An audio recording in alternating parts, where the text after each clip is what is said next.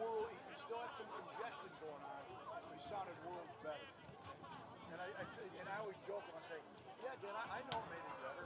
When on Sunday afternoon, when the TV went flying off the wall, he goes, bring in that goddamn guy. Yes, Dad, I know. That's why I don't watch it.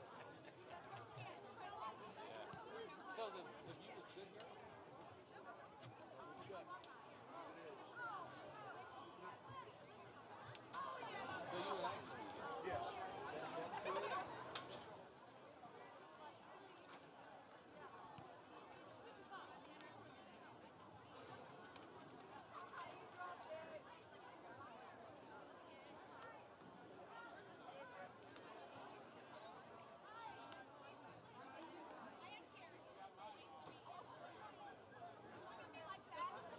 Okay. Oh, yeah.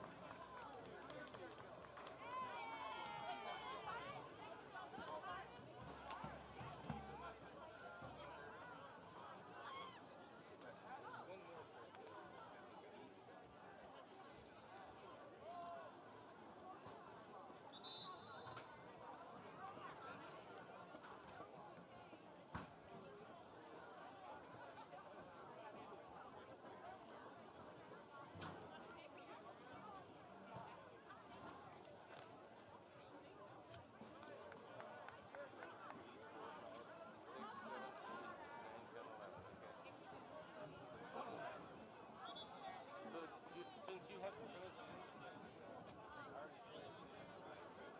want to do the defense and I'll do the offense? I'll be happy. Okay. Happy, too happy, too happy.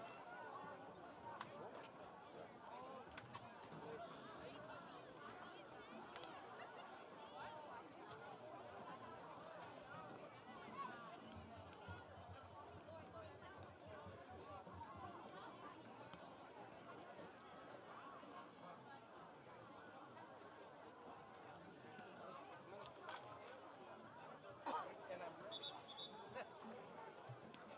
Told you, when I work from home, it's a good day. Hey! How are you? Okay. Poor Uncle Dan, but he's much better now, huh? Yeah. But you know, there's that 99-year-old threshold that's so crazy. Hard to get past that. You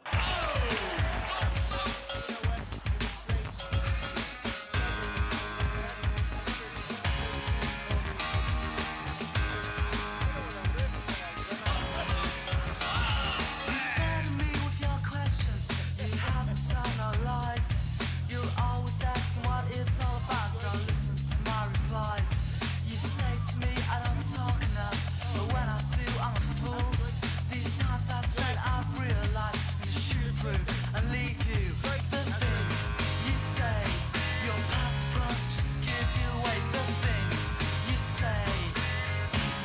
You're unbelievable.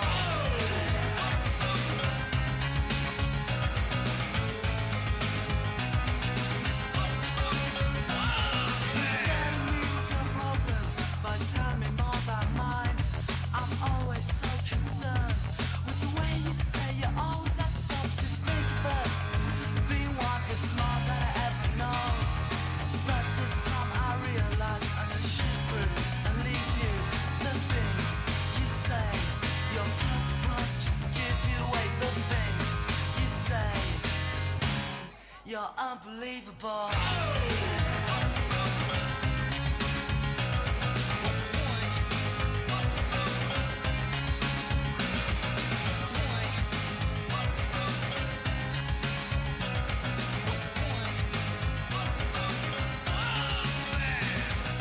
Singly lights told me you can ask us. Pushing down the relative, bringing out your higher self. Think of the fun song. Pushing down the better view instead of bringing it out to what the world and everything you ask to brace yourself. It's crazy.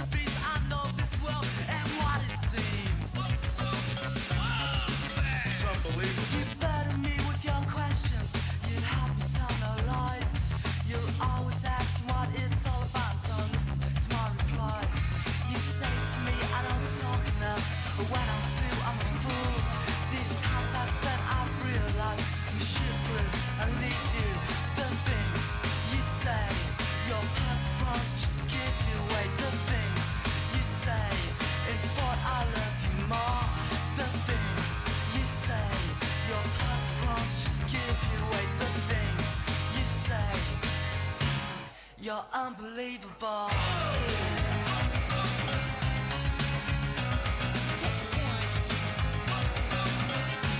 You're so unbelievable.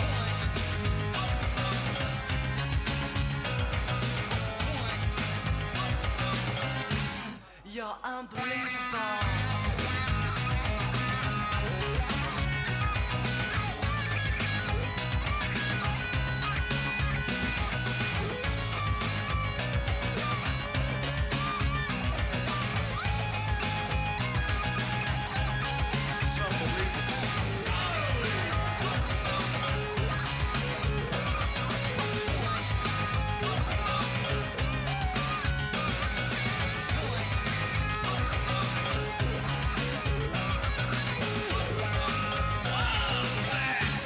You're unbelievable.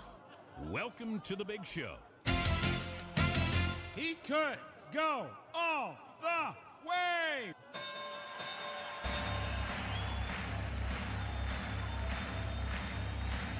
Ladies and gentlemen, welcome to the main event.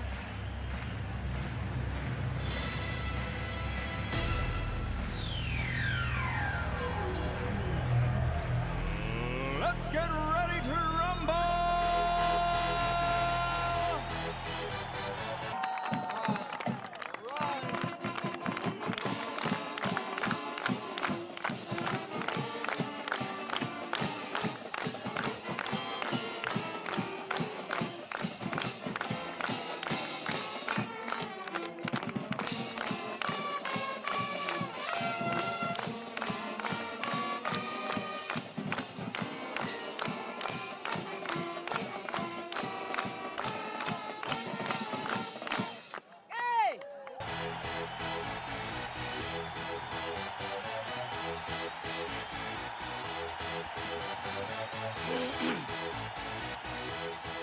I should.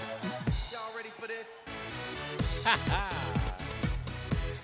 Oh, yes, ladies and gentlemen, from high atop the ridge at the campus of Wickliffe, in the center of the universe, zip code 44092, the Worldwide Blue Devil Network proudly presents to you Football Night in America as the Wickliffe Blue Devils are going to be at it once again. Hello, everybody, and welcome as it's homecoming 2024. Mark and I will show up here on the, there you are, Mark. Hey, folks. Hey, everybody. How you doing? Well, gang, beautiful night for football, you know. Checking Doppler Devil radar, 67 degrees. Mark, a great night for football. Homecoming. The Blue Devils tonight, they got a tough one, folks. We've got Cuyahoga Heights, the Red Wolves are here. And if you're saying, well, Frank, they're coming into this game with a record of 2 wins and 3 losses, don't let that fool you. Right, yeah. Because this team is a good team. And they've, some of their games have been against some pretty tough people like Kirtland. Let's see. They did a double overtime win a couple of weeks ago, but they're coming off of 2 straight losses, which for Coach Al Martin's Red Wolves is very, very strange. It doesn't happen too often. But you'll hear we spoke with Coach a little bit ago on the field and about how the team has bounced back. But you are absolutely right, Frank. These guys, the one thing, the injury bug has hit them. And a couple of their key players are out. Number 8, Devin Diezik, safety wide out for them, good player. He's out. I just spoke with him a little bit ago on the field, concussion. So he'll be out this week. And they've had, just like I said, just a number of injuries. But, as they say, next man up. And it's a lot better team, as Frank mentioned a second ago, than their record would indicate, for sure. And even if you're checking the computer rankings, they're they're ranked pretty good still. 7th in their region. So, if the playoffs were to start tonight or tomorrow, they would be hosting a playoff game because the top 8 teams will be hosting playoff games. The Devils are in it. They've got a record of 3 wins and 3 losses. The last couple of weeks have been a little bit challenged. We were here a couple weeks ago against Berkshire, and that one, I thought that was an oddball game, but last week to go over to Cuyahoga Heights and where Trinity now plays and to put another goose egg on the scoreboard, not so good. And we'll talk about that. Oh, let's talk about that now. Okay. They had over 300 yards of offense, the Blue Devils did last week. They moved the ball up and down the field, but penalties just killed them. And let's just say a couple of them didn't go their way. Understood. I don't get fined, but, we'll be diplomatic and say the refs sucked last week. Mark, by the way, I saw tonight's officiating crew, and I asked them to throw a flag on me now. Just do it now. Get it off. Get it out of the way now. So. And anyway, so I guess there was some calls that went against them, but it was that, and which was kind of funny, ironic, whatever you want to call it. It was at Cuyahoga Heights last week because the Blue Devils had to play last Saturday afternoon against Trinity, and that's where that loss happened. So Coach Al Martin was at that game, so he kind of live scouted that game and talked about it. And again, we'll hear from him in just a little bit. But just really excited, great atmosphere tonight, wonderful weather. Oh my gosh, as you can see behind us, yep. It's a great, glorious evening here high atop the ridge, and we're looking forward to bringing you this one.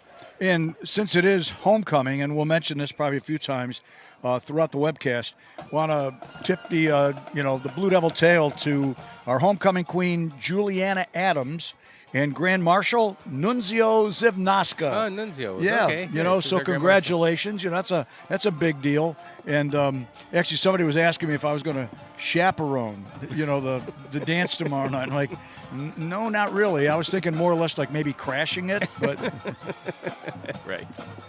So, the band's out on the field. We're going to get ready with the national anthem. We're actually going to hear from both coaches, as we always do. And I think both of them had some really, really good insight. And, again, this is going to, I think it'll go a lot better than it did a couple of weeks ago against the Badgers. So we'll see. Well, the other thing, too, Mark, is, when you come off a couple of games like the Blue Devils have, you got to figure that practices have probably been pretty challenging. I have a feeling that the coaches have probably been stoking the fire, if you will. You know what I mean? So, and knowing how Coach Purcello and Coach Sharp and the rest of the coaching staff are, it probably has been somewhat, and especially, based on penalties. Those are, I mean, if there's a way to give a coach nightmares, let alone people like us, it's those unforced errors. Or Browns fans, same thing. It makes us go crazy, them penalties. Mark, I'll let that one lie. Oh, by the way, tonight there might be a player playing for Wickliffe, number 24. 24. We just saw him a little bit ago. Chubb, not on the field yet. This is what do they call it in baseball where you go, do a rehab thing. So Nick, if you're out there and you want to, get some game action, 44092 is the place to. We got a spot for you. And we got a spot for you for sure. All right. Well, listen. I guess the field announcer is Scott Tennant, and get ready for the homecoming festivities for 2024.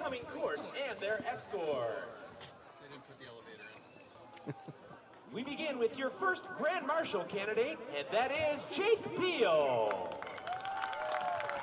Jake is escorted by Kelsey Grubis, parents Bob and Megan Trefsker, Brian Beal, and brother Brett. Jake is a member of the football and basketball teams, a captain of the football team, and would like to go to barber school and get his barber's license. That's Grand Marshal candidate Jake Beal.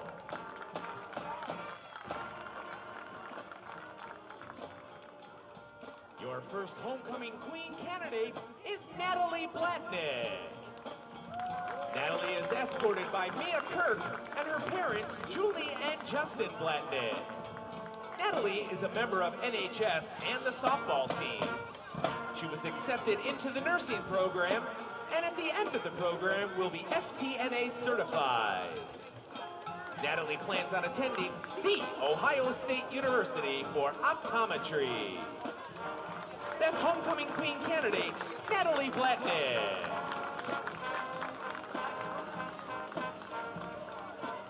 Our next Grand Marshal candidate is Caden Urban. Caden is escorted by Maddie Kita and his parents, Greg and Monique. Caden is a member of the school's basketball and baseball teams and also plays summer baseball. Caden wants to attend college, but is currently undecided as to where. That's Grand Marshal candidate Caden Urban.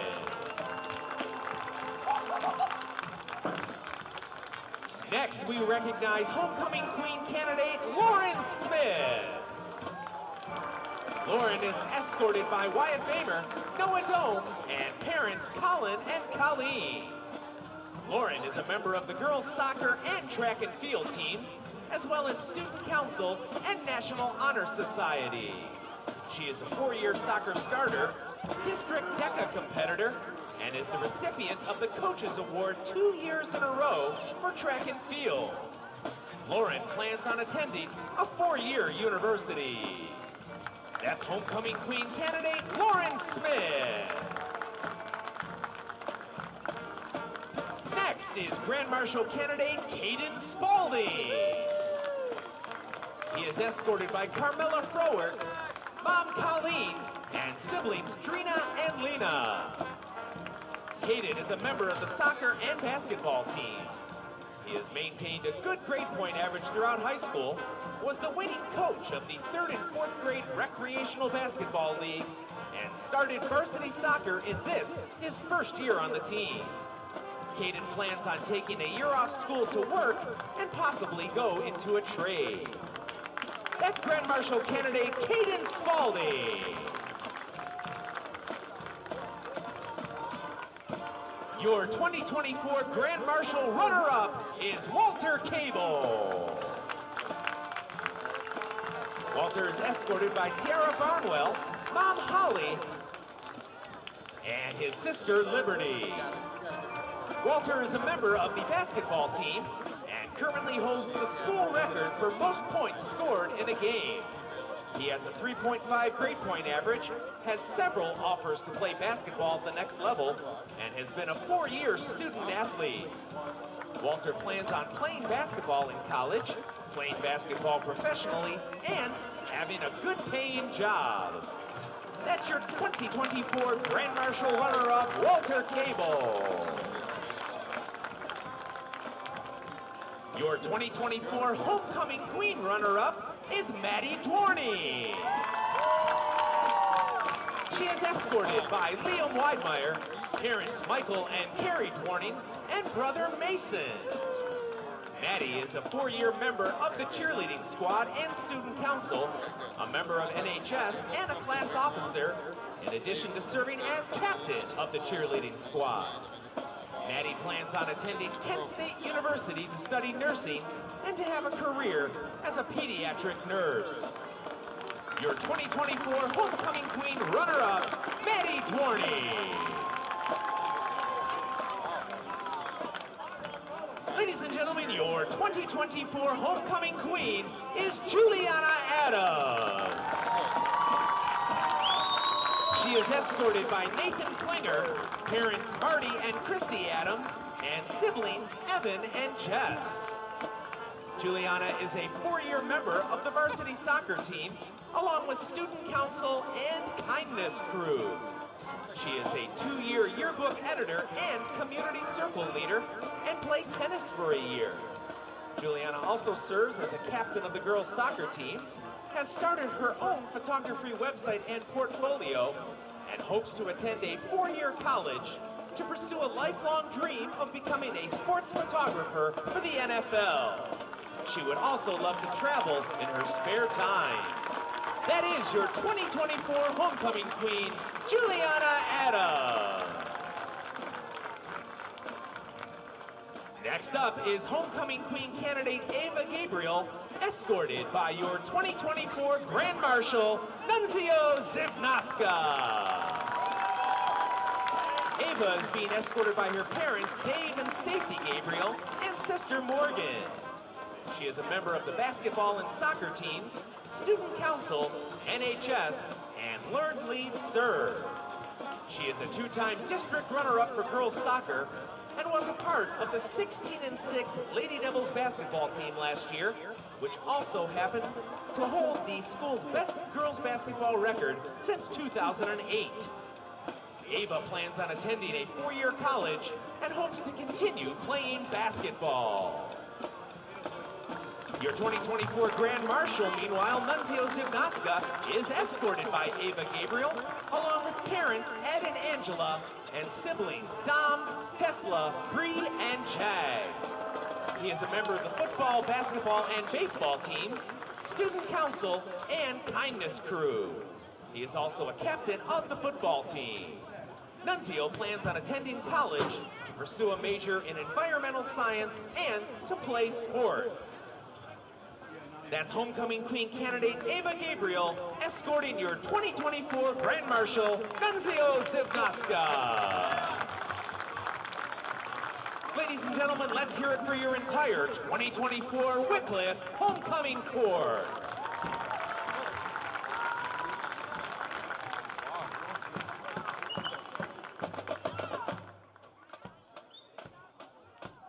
And there we're able to hear all about the homecoming court, the Grand Marshal, the homecoming queen, and all the festivities that'll be happening throughout the weekend here at Wickliffe. We ask that you please rise, remove your hats, and join us as we honor America with the playing of our national anthem.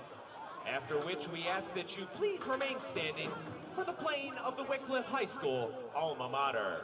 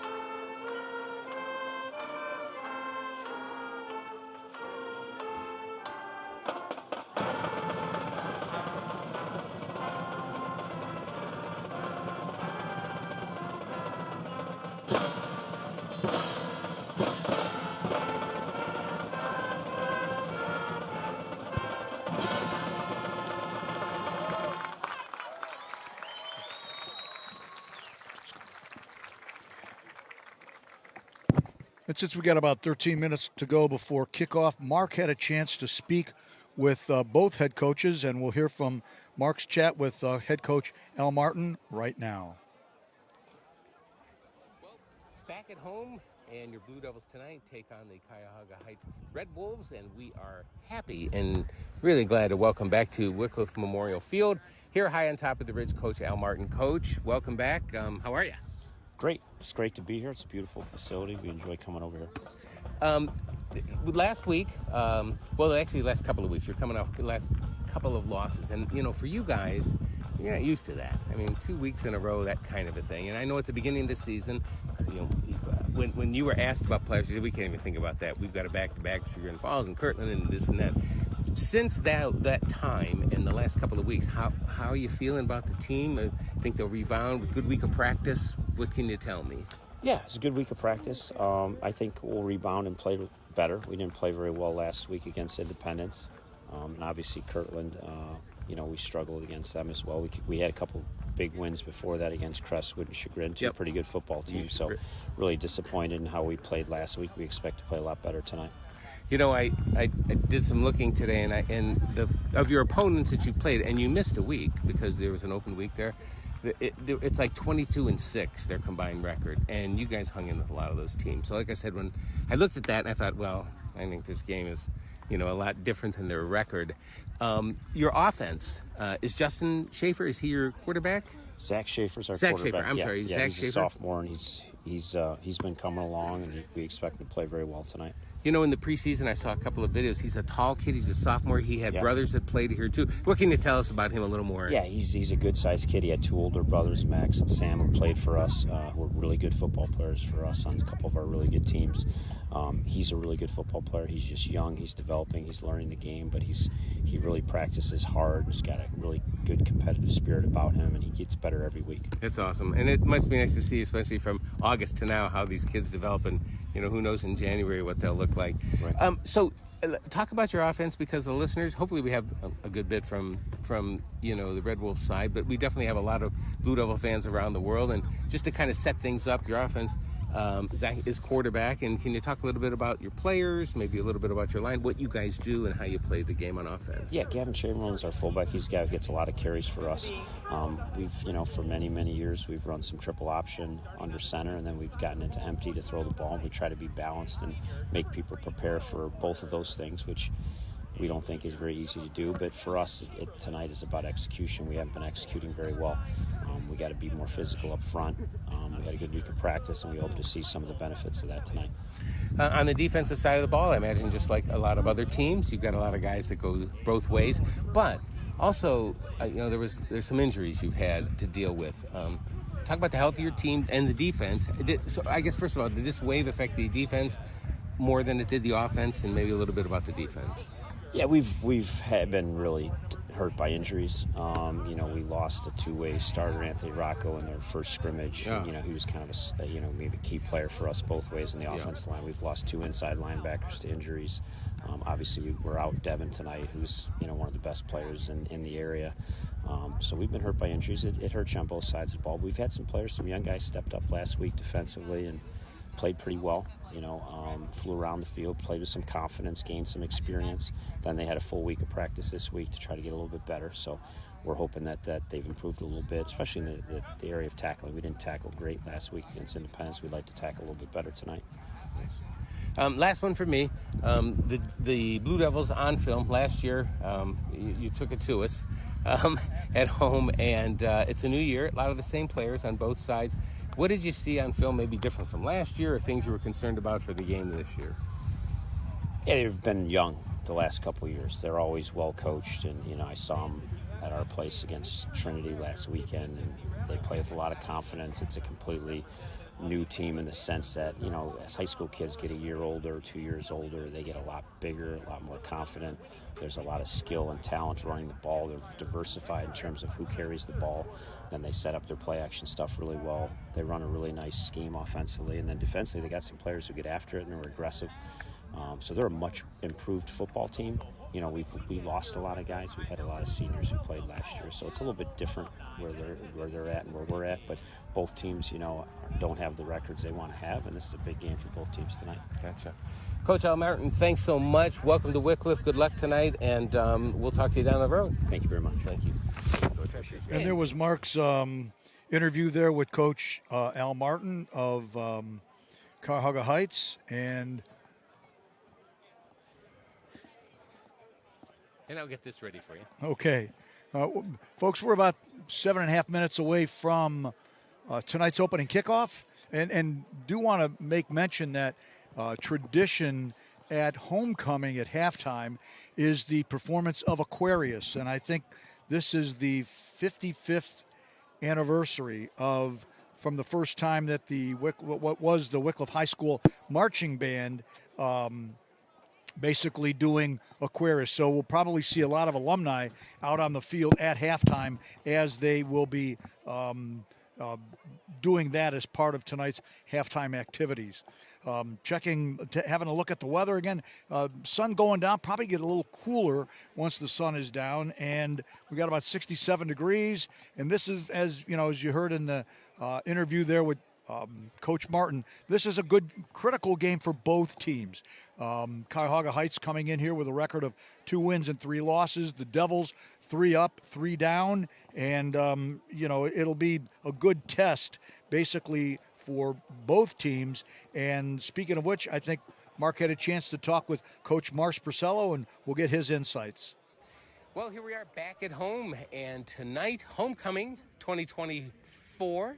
And we're up against Cuyahoga Heights, the Red Wolves. And once again, as always, our pleasure to welcome into the webcast head coach of your Blue Devils, Marsh Purcello. Marsh, start with last week, 2 weeks in a row shutout. But, your team they just don't look like that. If you would put a film and just have somebody watch it and just don't even pay attention to the score or anything like that, you would know that they're just not that type of a team. So, tough loss last week.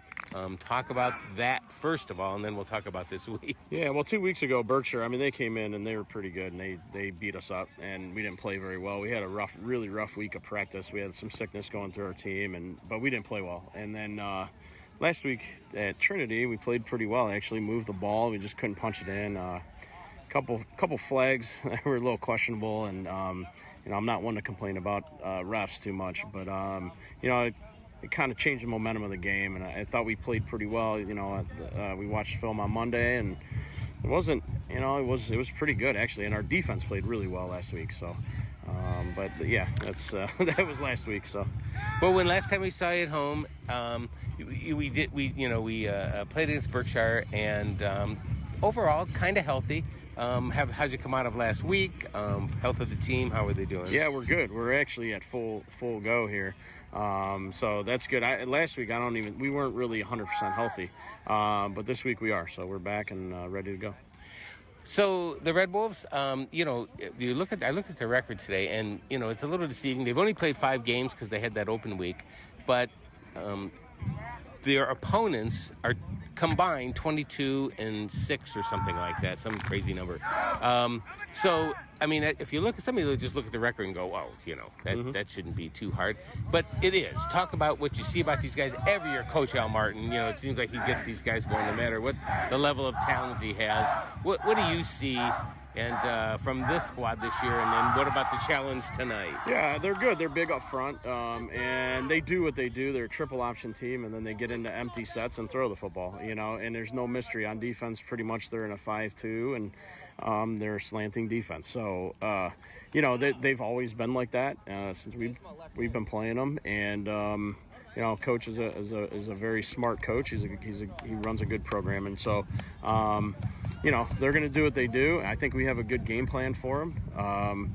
We're going to throw some different things at their triple option, and we'll see what happens. I like our I think we have a little bit of a speed advantage, and I think we're going to play physical tonight.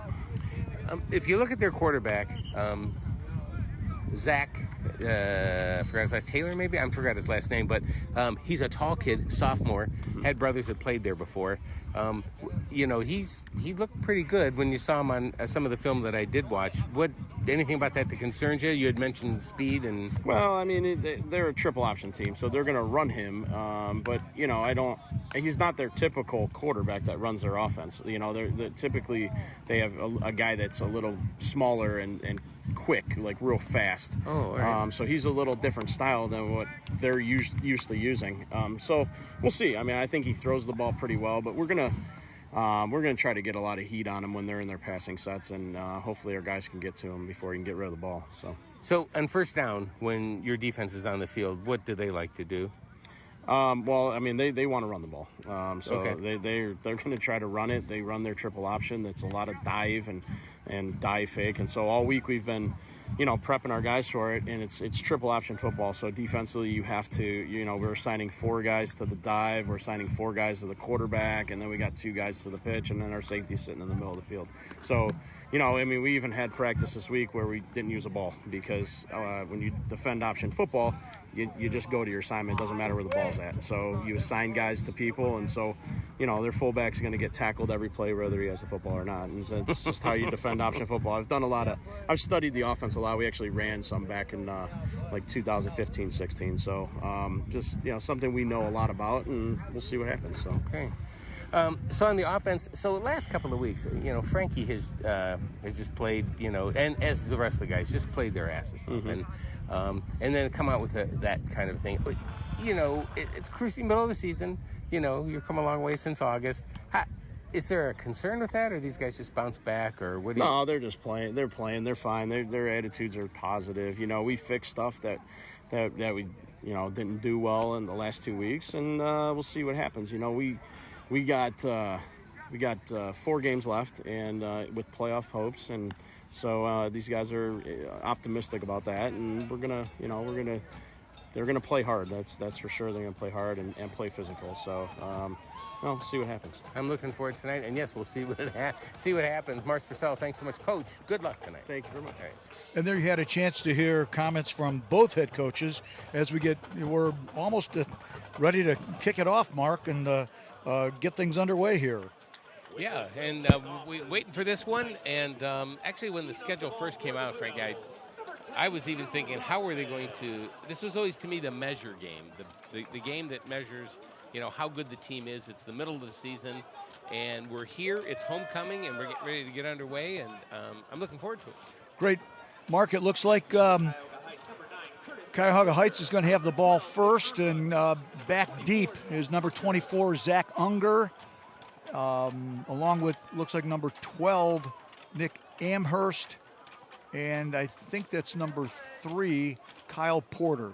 Teeing it up for the Blue Devils is number 10, Drew Rossman, and the Red Wolves, who many years ago used to be, not that many years ago, I remember them as the Redskins. They'll be moving from right to left on your computer screens. We're glad to have you with us on a beautiful Friday night. The center of the universe, Football Night in America, is underway in 44092 as the Wickliffe Blue Devils are set to host the Cuyahoga Heights Red Wolves. And I guess we're just awaiting for something here. The teams are on the field. The officials are in place. So, guys, what are we doing here? I gave these guys the option of just tossing the flag before throw a flag on me early on, but you still have time. I mean, it is odd. I mean, everybody's out there, and the official has the ball ready to give it to Drew to tee it up at the 40-yard line, and I'm not exactly sure what the holdup is.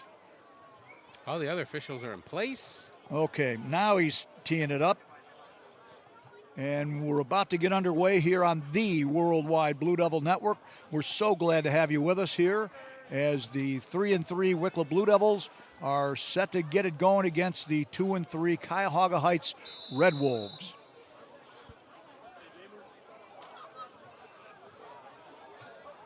Mark, do you think he's going to kick it deep, or do you think they'll try something interesting here to get it started? The left-footed kicker, I think they're going deep. Underway, high end-over-end kick that lands easily in the end zone. So it'll come on out to the 20-yard line as the Red Wolves will have it 1st and 10 at their own 20. Nice crowd on hand. You can hear the cheerleaders in the background. It's homecoming 2024, and a key matchup here for your Blue Devils and the Red Wolves of Cuyahoga Heights. And it does look like number 2, Zach Schaefer, will be leading the charge for the Red Wolves as we are underway.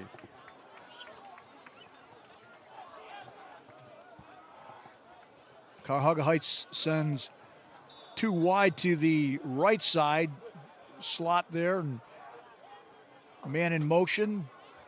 Snap is back. Zach's looking to throw. He sets, he fires.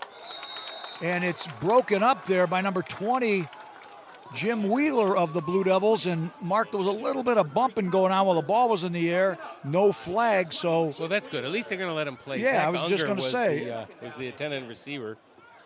Yeah. So it'll be 2nd and 10 for the Red Wolves as they came out firing the ball on the first play. They operate out of a shotgun formation. Well, this time now, the quarterback Schaefer's up under center.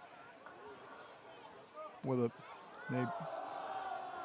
ball is on the ground. The ball is on the ground. Blue Devils have it. And the Blue Devils have it at about the 16-yard line. That's number 65, I think. Oh, it was Logan. Wow. Look, I thought it was the big man, 60. And you know what, Mark? But number 8. The Devils needed something like this, in the early going. And it looked like I'm not sure if he was trying to, do a fake on the triple option or what, but the ball popped out and it went rolling over there towards the right, and the Devils were able to get on it. So we'll see what Wickliffe can do now as they have their first possession, 1st and 10 at the Cuyahoga 17-yard line. Frankie Bukar is basically almost alone in the backfield in a shotgun formation. The handoff there goes to Logan Ruskin, he who recovered the fumble. Got ahead maybe a yard. I think they're going to mark it at about the 16 as he tried to get over right guard. Took a little bit of time to form that play. Yeah, it did, Mark. It looked like it was slow in developing. They've got Jimmy Feaster on the left side of Bukar, and he gets the handoff, trying to break tackles, getting ahead. He's inside the 15 down to about the 14, and there's a host of Red Wolves there. You get a name and number here. Kyle Porter was there. Gavin Chamberlain was there. Yeah, they swallowed him up pretty quick there. So Coach Martin mentioned Gavin Chamberlain is one of the better players on defense. Maybe when the mic was off, but he's got some good guys on this defensive squad, Frank. So 3rd and 7 for Wickliffe. They've got to get to the 7-yard line to get a first down. Devils have the ball based on a turnover. And now Feaster basically, oh boy. There's a broken play. That was a broken play. Looked like Frankie was going to hand it off, and in no time at all, there was a host of Red Wolves in there led by number 14, Brendan Flynn. So that's going to be a massive loss on the play all the way back to the 22. And with that, onto the field is number 10, Drew Rossman. I think Feaster went left, Frankie went right. Right. But we got a 39-yarder coming up, and he can make this, folks. Bukar will be the hold, the snap, it's down, it's up, it's long, and it's going to be wide to the right. So the field goal attempt is no good, and the ball now will go back to the Red Wolves with 9:49 to go here in the first quarter. No score as the Devils on their first series, well, they ended up going a little bit backwards there because of Mark, it's kind of weird because they had a broken play on 3rd down. The 2nd down was kind of slow in developing. So interesting. We'll see what happens. But the ball now has been remarked at the 20-yard line. So the Red Wolves will have it once again 1st and 10 starting at their own 20. Nice crowd on hand. If you're in the area, it's homecoming. You might want to make your way up here to the to Wickliffe Memorial Field. Schaefer's up under center this time as he's going to keep it himself. He gets wide right and out to about the 25. As Logan Ruskin was there to corral him. And Mark, you could see where, the stuff that Coach Purcell was talking about in the pregame show. You've got that triple option, and you've got to be fast on your feet and get an idea as to what's going on with the ball in the backfield. And as he said, no matter who gets the ball, you've got your assignment. As he said, the fullback's going to get hit every play, even if he's got the ball or not. Again, lined up in the triple option. Handoff there goes to right up the middle. I'll get you a name. And I think that was the fullback, Gavin Chamberlain, a 5'9", 147-pound junior, and swallowed up pretty quickly by the Blue Devils there. Yep, number 4, Gavin Chamberlain. So it was a gain of 2 on that play. It'll be 3rd and 3 from the 27. They've got to get out to the 30-yard line for a fresh set of downs. The Red Wolves are in their white jersey, gray pants. They almost look like the Ohio State Buckeyes when the Buckeyes are out on the road. They send one wide to the right side. Schaefer up under center again as he's going to pitch it wide to the right side. They've got a first down as run out of bounds. That was number 22, Tamir Julius. As he got out there really quick, and it's almost like the defense right now, Mark, is Logan Ruskin. Is he ran him out of bounds at about the 37-yard line. It's good enough for a fresh set of downs, so it'll be 1st and 10, Red Wolves at their own 37.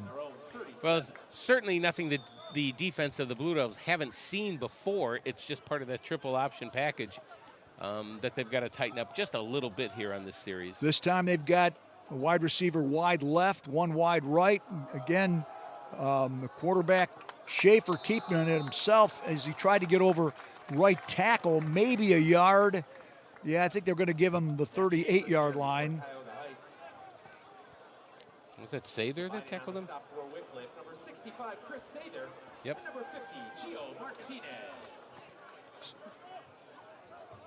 Yeah, they tightened that up pretty good on that left side of the defensive line, Frank, and just got a little bit. They can rip off a couple of more like this. I'll be happy to take a punt on 4th down. I'm with you, buddy.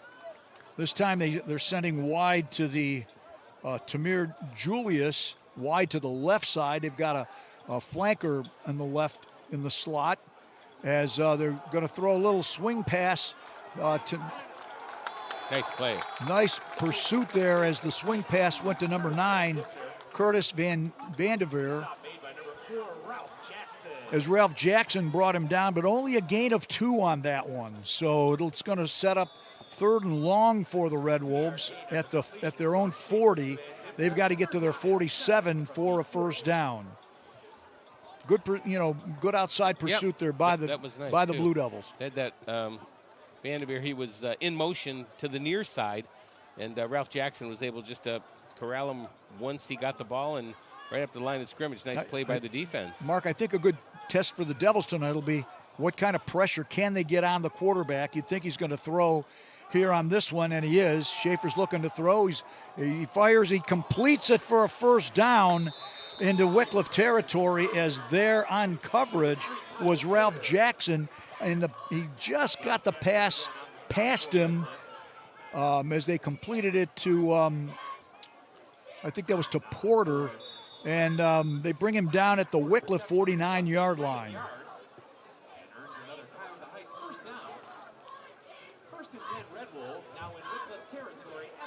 Gavin Chamberlain back into the game. Fast, quick running back. They send Nick Amherst wide to the right side.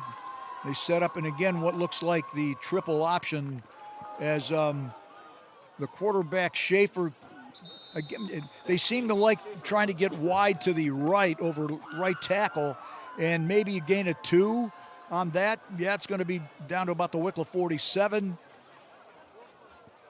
as the Devils were able to corral him. And, Mark, I think they're going to keep running that, and then one of these times he's going to pitch it wide to, one of the scat backs. Like he did on that 3rd down earlier in this drive. Yep. 2 yards on the run, 2nd down and 8. So just under 5.5 to go in the first quarter, no score. Glad to have you with us here on Homecoming. And now we've got what appears to be a timeout being taken by Cuyahoga Heights. So we'll see how the Devils are able to, they can contain the Red Wolves on this drive. And then the key mark is going to be the Devils need to move the ball. That's right, yeah. And this is a 5:28 left to go here in the first, one of these fast-moving first quarters. Both teams, running teams, basically, so you're going to see that clock run. And this is, might just be one of those quick games this evening with the ability for these teams to run like they can.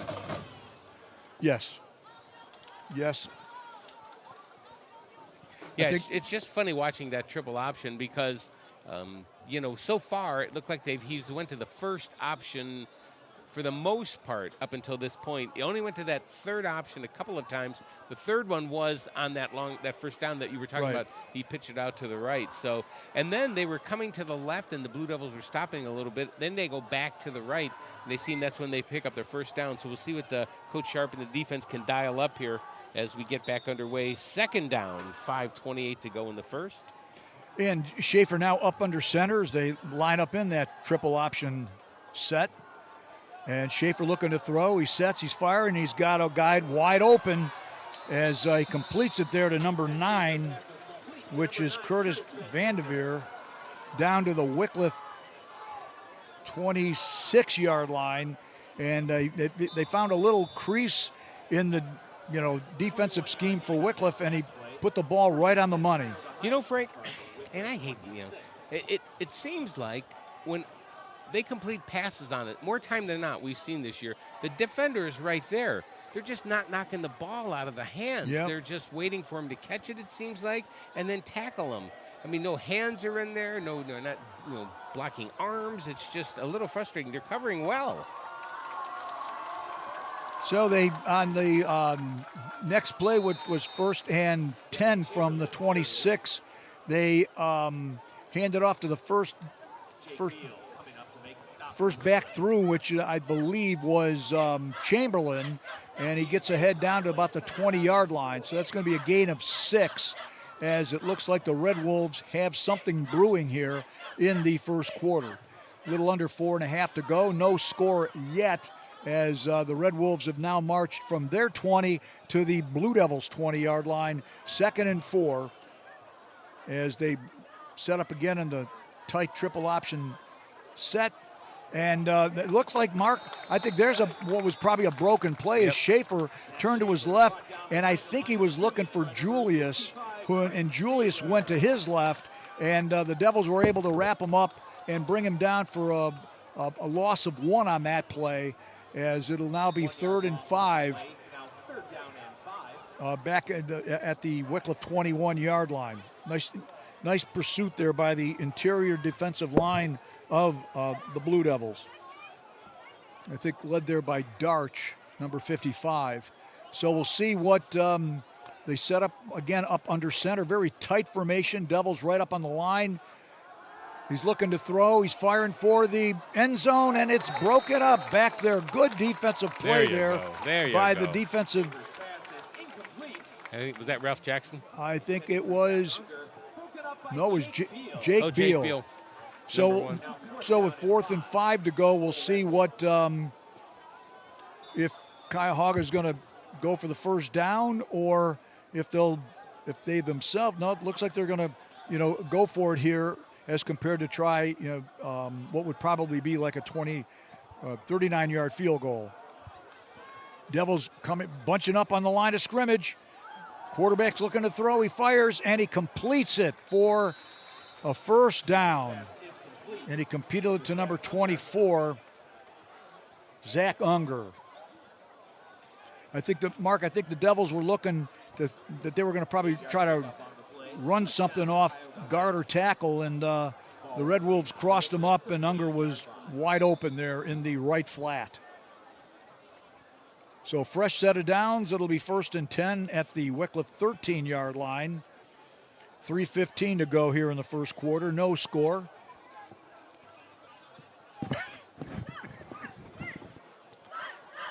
Schaefer looking to throw. He's lofting one into the end zone, and he completes it for a touchdown. He dropped that right Unger. in. Yeah, he dropped it right in there. There was nobody getting that ball except Unger. And the crazy thing, Mark, is back there was Zivnoska in defense, but Unger was wide open. Over the shoulder. Nice catch. Nice throw.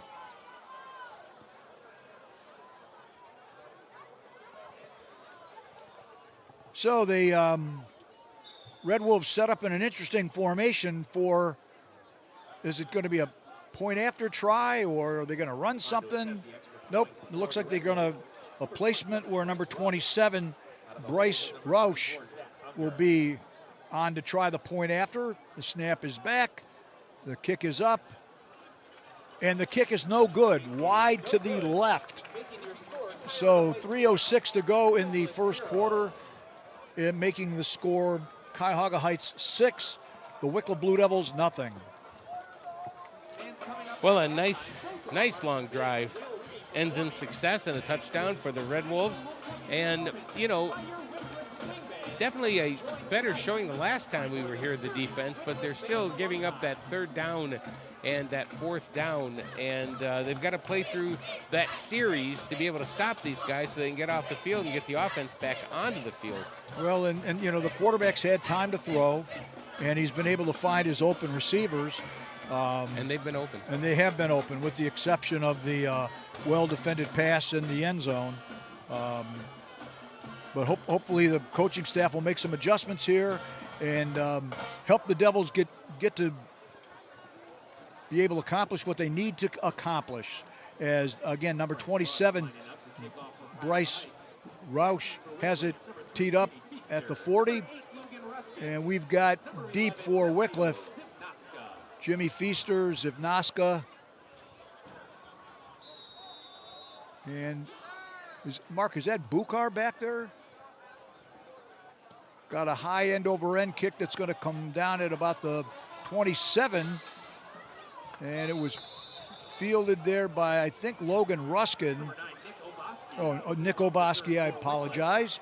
That sure looked like Frankie was down there. Or no, that's Logan, number 8, Logan Ruskin. Okay. Yeah, he normally, those three normally are the kickoff return guys. So the return they better not do that to Frankie. I'm sorry.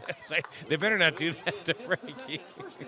So it'll be 1st and 10 Blue Devils at their own 35-yard line. We'll see what this will be, their second possession, just under 3 minutes to go in the first quarter. 6-0 Cuyahoga. Yeah, that siren you hear in the background is probably coming to either get Mark or I here. You never know. As the Devils send up in what we would refer to as a pistol formation. Now they shift, I think that's Feaster over to the right. On a delay back, it's Zivnaska trying to get left. And good pursuit there on the defensive line there by Cuyahoga Heights. He basically was able to get a hold of Zivnaska and not let him move, and actually lost about half a yard. I think that was number 77. Yeah. Luke. The printing on this thing is rather small. I think it looks like Luke Cretin. Luke Cretin.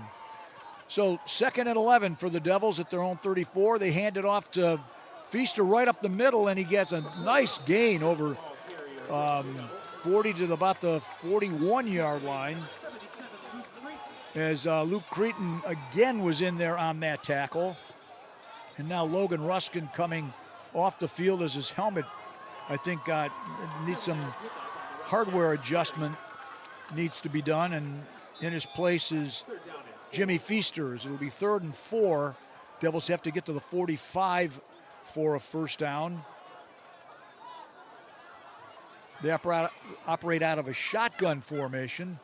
They put Zivnaska in motion, and keeping it up the middle is Bukar, who's got the first down as he gets over the 45, almost out to the 47-yard line.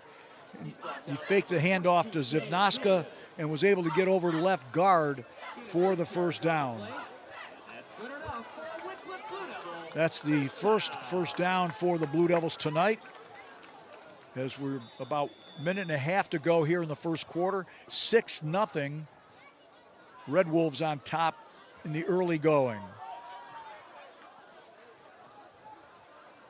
Bukar in the shotgun, the snap, he's on a delay back. I think that's Feaster as he, Ralph Jackson. I keep mixing up Feaster and Jackson He gets maybe just across the line of scrimmage as he tried to get over right guard. And I think Creighton once again was in on that tackle.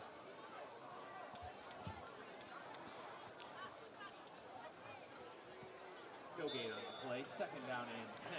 So they've marked it no gain, 2nd and 10. This time they're lining Ralph Jackson up in the pistol behind Bukar. Devils have 2 wide to the left side, 1 wide on the right. Bukar looking to throw. He sets, he fires, he completes. And he's got a first down there. Nice completion and little nice run after the catch. As there on that was Jake Beal. So the Devils they've got a little bit something going on here as they've crossed the 50. They're at the 41-yard line of Cuyahoga Heights. Clock running, just under half a minute to go in the first. Ball now in Cuyahoga Heights territory. As now looks like they've moved Jackson over to the right side. And a handoff there to Zivnosku, who gets tripped up in the backfield. He makes it ahead for a gain of 1. Working over right guard. And that'll be the last play of the first quarter. I think you're right, Mark. Is that Brendan Flynn was in on that tackle, and that will do it. So we've got 1 quarter in the books here at Memorial Stadium in Wickliffe with the score Cuyahoga Heights 6 and the Blue Devils nothing, but the Devils are on the move. At halftime, we will step aside. You'll get to enjoy the marching bands of Cuyahoga Heights and the swing band of Wickliffe High. And also tonight, you'll probably see some of the alumni out there with the band as they will be celebrating 55 years of the performance of Aquarius, which has always been a homecoming tradition with Wickliffe High School. And I did not know this. I just thought every homecoming it was anybody with alumni can come and play Aquarius, but that is not true. It's every 5 years. Oh, is that the deal? I thought it was every year as well. Every 5 years. Oh. So this is a red letter evening. Yeah, as far as band lore goes, because there's some folks out there with T-shirts that the 55th year celebration of Aquarius, whatnot, and so forth. So it's been 5 years, partner, since we saw him do Aquarius with the alumni, and I did not know that. I thought we did it 2 years ago. I don't know. I have no idea. So as we're getting ready to get underway here, it's 2nd and 9 at the Cuyahoga Heights 40. It looks like Frankie's going to keep it himself. He's got a first down and more, and he's on his feet inside the 15. As if it wasn't for number 12, Nick Amherst, he was gone. And Mark, they had a hole open for Frankie that was phenomenal. Yeah, if it wasn't for Armbruster, he would have been gone. So it's 1st and 10 Devils at the 15-yard line. As now they give a handoff. Nice gain there. As Ralph Jackson plows ahead for about 5 over left guard. Go and hurry up. And yes, it does look like the Devils are operating in a hurry-up set. Jackson in the pistol right behind Bukar. The snap, hand it to Jackson. He's plowing ahead. He's close to a first down. As in there, number 14, Brendan Flynn. And I think he's going to be just shy of the first down. They got to get to they need to get to the 10. The ball is marked just outside the 10. So Devils have a couple plays here to get that first down. This time Jackson to the left of Bukar. Looks like they're signaling in a different play. Devils have a slot in on the left side as Frankie's going to keep it himself. He's got the first down, and he's down to about the 1-yard line. Just keep giving it to Frankie. As keep giving it to him. Coming up to bring him down there was Nick Amherst again, and it'll be 1st and goal, Blue Devils at the Cuyahoga Heights 1-yard line. Nice, Mark, this is a nice drive by the Blue Devils. Real nice drive. They needed to do this. And they need to finish it off. Without question. They need to get into the end zone. Jackson lining up in the to the left side of Frankie. Frankie's going to keep it himself. He's going to plow, and they're still pushing. Now the whistles blow, and we've not seen any sign yet. My guess, Mark, is that they're going to spot the ball right at the goal line. Like right at the goal line, as he tried to go over left guard. And having a look at it, yes, I don't know that you can get any closer. You can't get your index finger in there in between there in the goal line. So 2nd and goal for the Blue Devils. Clock running, 9:40 to go in the half. 6-0 Cuyahoga Heights, but the Devils are knocking on the door. It is now set up in a pistol formation. Jackson behind the quarterback, Buchar. They're going to give it to Jackson. He's plowing ahead, and well, I'll tell you what, they had some of the Mark. I thought he got in. Yeah, but number 4 for the Red Wolves, and I believe that's Chamberlain, broke through the second he got the ball and was able to stop his momentum. Well, he might have lost an inch. I think you're right. I mean, Mark, the ball is so close to the goal line, you know, it'll probably rub off some of the goal line. It's 3rd and goal. You know, I mean, to say it's like from the 1-inch line. I say, Frankie, go under center, snap it, and go forward. That's exactly what they did. Into the end zone. Touchdown, Blue Devils. And yes, the crowd's going wild. And this is the first time the Devils have found the end zone in a matter of weeks. And the band's not even ready to play the fight song. I think they have to relearn the fight song, Mark. Well, we got to do the extra point here, I guess. So on to attempt the point after is number 10, Drew Rossman. It'll be out of the hold of Frankie Buchar. Snap is back. The kick is up. The kick is down the middle. And the Blue Devils have the lead. Makes the score the Blue Devils 7, Cuyahoga Heights 6. Hey, band, let's go.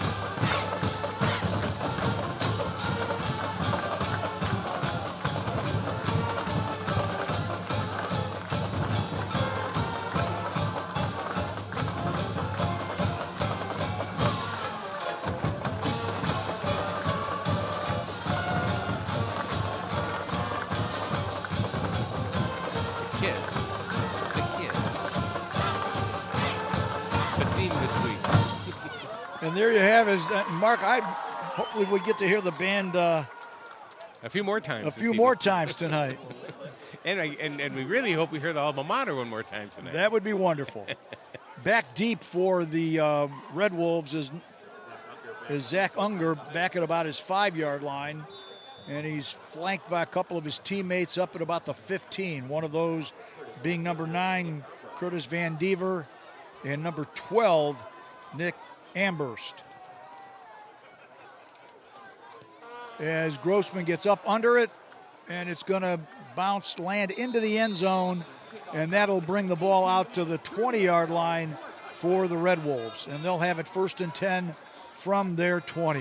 You know, it's been actually almost probably the first time in like a month that we've been able to say that the Blue Devils have the lead, as it's with 8:41 to go in the half. We've got the Devils on top 7-6. As this will be the 3rd possession for the Red Wolves. All of them starting at their 20-yard line.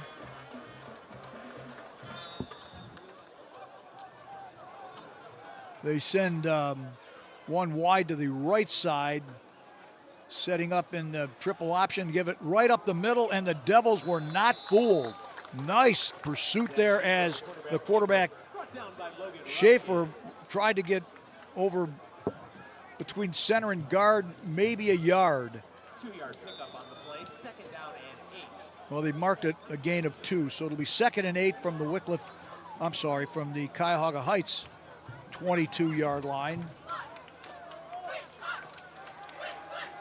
Tonight's a good measuring stick for the Blue Devils.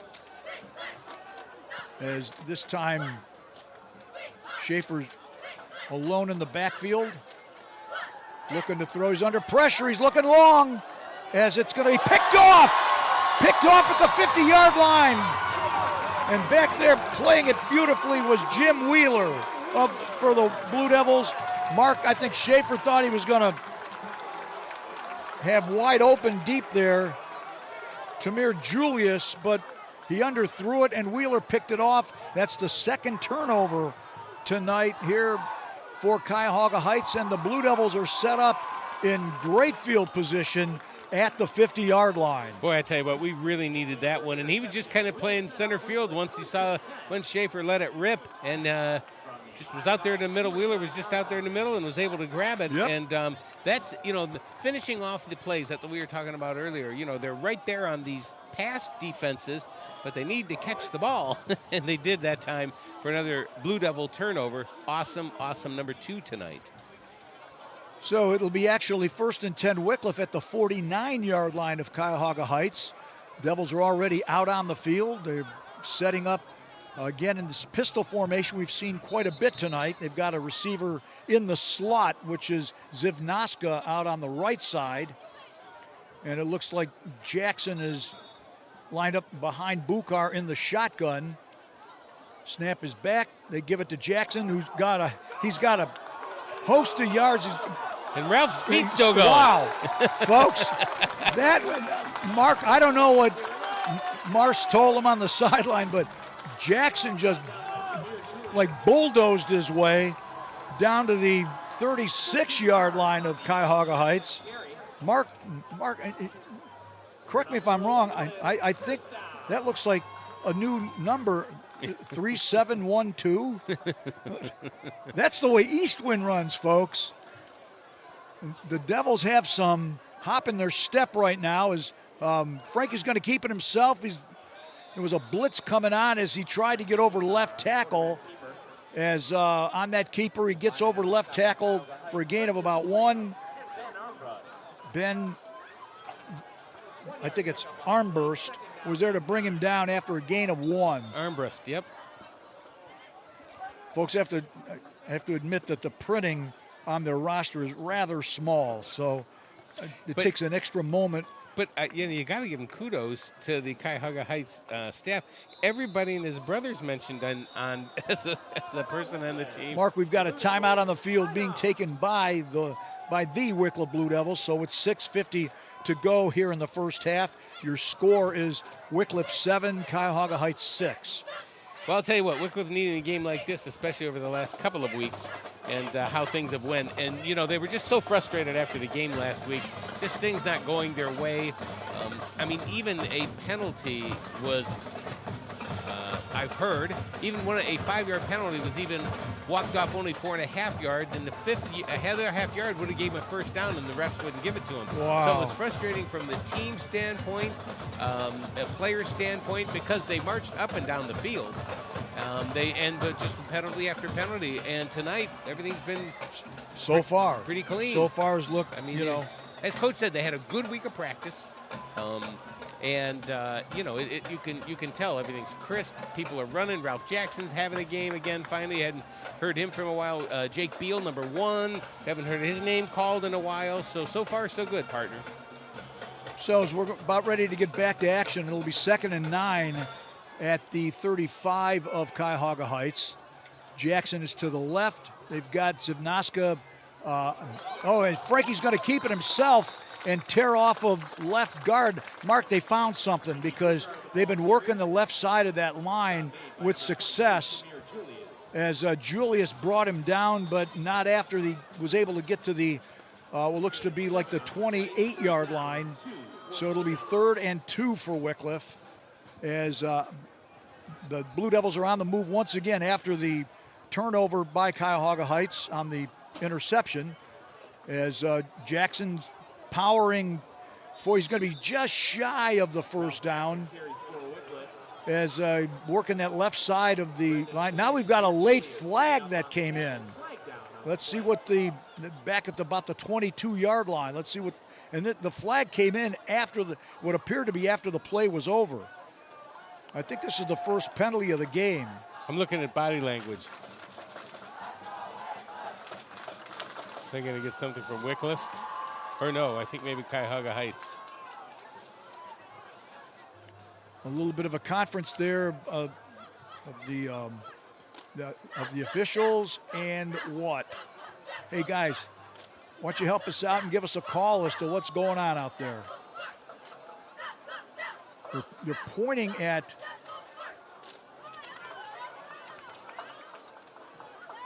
well, now they're marching it off against Wickliffe. They were and it's a 15-yarder. And even one of the players from Cuyahoga Heights threw his arms up like he thought it was against him. But what's the call? I mean, it's got to be. It's obviously some, it's a personal foul,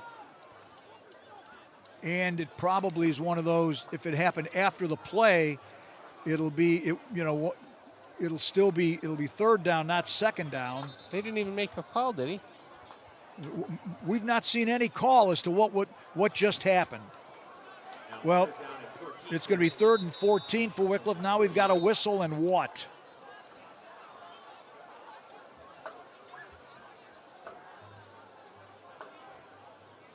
Well, odd things can happen in some of these activities. Coach Purcello's out on the field. I think he's wondering what the heck happened or what. Because the penalty flag came out after the play was dead and the whistle had blown. Now Zivnoska is over talking to Coach Purcello, who's now walking out onto the field. The officials are still conferring about something. They're probably wondering what they're going to order at Petty's afterwards.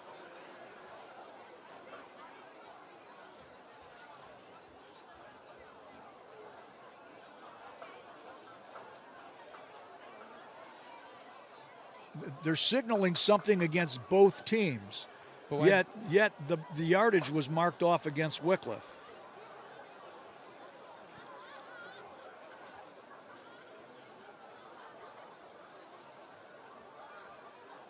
Crazy. Don't know anything other than I'm crazy. Watching, just like everybody, we're watching people pointing and we're watching. There's been no signal whatsoever as to what the infraction was. Yet it looks like we're about to get back to playing football. And it's still going to be. What? Well, whatever it is, it's 1st and 25. Frankie's on a keeper up the middle. So it'll be 2nd and about 20 from the 35. Yet we don't know what apparently Wickliffe did get the first down, and then something happened after the whistle. It had to be an unsportsmanlike. Yeah, but at least give us a signal. Clock running under 6 minutes to go in the half. 7-6 Blue Devils. They're sort of on the move. They've got to get to the 15 for a first down. So it's 2nd and 20. Frankie looking to throw. He's under pressure. He's rolling to his left. He's going to keep it. He's going to get knocked down at about the 31 there by number 14. That's Brendan Flynn knocking him down. He was inbound, so they're signaling the clock will continue to run. And that'll set it up to be about 3rd and 16. The ball at the Cuyahoga Heights 31-yard line. The blocking broke down there as he was looking downfield, and then he took off to the left side. And that's going to be the key, Mark, is if they're able to hold their blocks up against that large defensive line of the Red Wolves. I'm still trying to figure out 1st and 25. You and me both, buddy. Jake Beal is wide to the right side. As it looks like Frankie wanted to throw, and he Frankie wanted to throw, and he slipped and fell down at about the 28. I think he wanted Jake Beal down the field. So strange set of circumstances here is that now it'll be 4th and 13 at the 28. And Mark, it looks like they're going to go for a long field goal. That's right. Wow. I see Drew's on the Drew is field. going to be on, so they're going to spot it at about what will be the 30. I'm going to guess about the 35. So Drew Rossman is on to attempt a 45-yard field goal for the Blue Devils. He can make it. With 3:46 to go in the half, the snap is back. The kick is up, it's long, and it's good! Wow! Mark, that sucker was good from probably 50. That may be a school record. 45-yard field goal, which now makes the score the Blue Devils 10 and Cuyahoga Heights 6. Would have been nice to get that other field goal we missed, huh? 13-6 would be Wow. nice. But I'll take 10-6. That's tremendous. That's tremendous. And because Cuyahoga Heights missed their extra point, it's now a 2-score game. Yes. Well, no, it's a 1-score. I'm sorry, game. 1-score game. Sorry. Mark, we've got fight song. Fight song.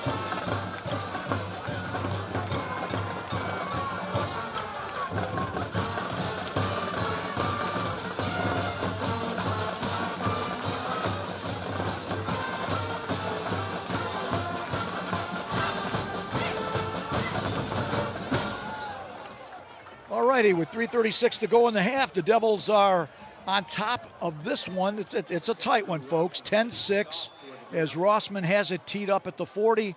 And back deep at about his 5-yard line is Zach Unger, along with, he's got as Rossman high end over end kick. It's going to basically, again, land into the end zone. That boy has quite the leg, as it'll be 1st and 10 Red Wolves at their own 20-yard line. Well, another nice drive. Got some points out of it every single time. And right now you got to figure the momentum is with Wickliffe. Oh, yeah. You know, they went down, had a nice drive for a touchdown, were able to come up with a good defensive stand and come up with the turnover. The only weirdness was whatever the heck that penalty was. But we'll see what happens as Schaefer's up under center, has a man in motion, pitches wide to the, looks like, is that number 9? Yeah. Van Devere. As he gets out over about the 27-yard line, as Wheeler was there to bring him down as he took the pitch. So it's going to be 2nd and 2. They marked it at the 28. I correct myself there. Clock running, about 3 to go in the first half. Now he's up under center once again. As Schaefer going to keep it himself, and this time he's going down in the backfield. Nice pursuit there from number 50 for the Blue Devils. Was that Gio? Gio Martinez. Loss on that play of 1. It'll make 3rd and 3.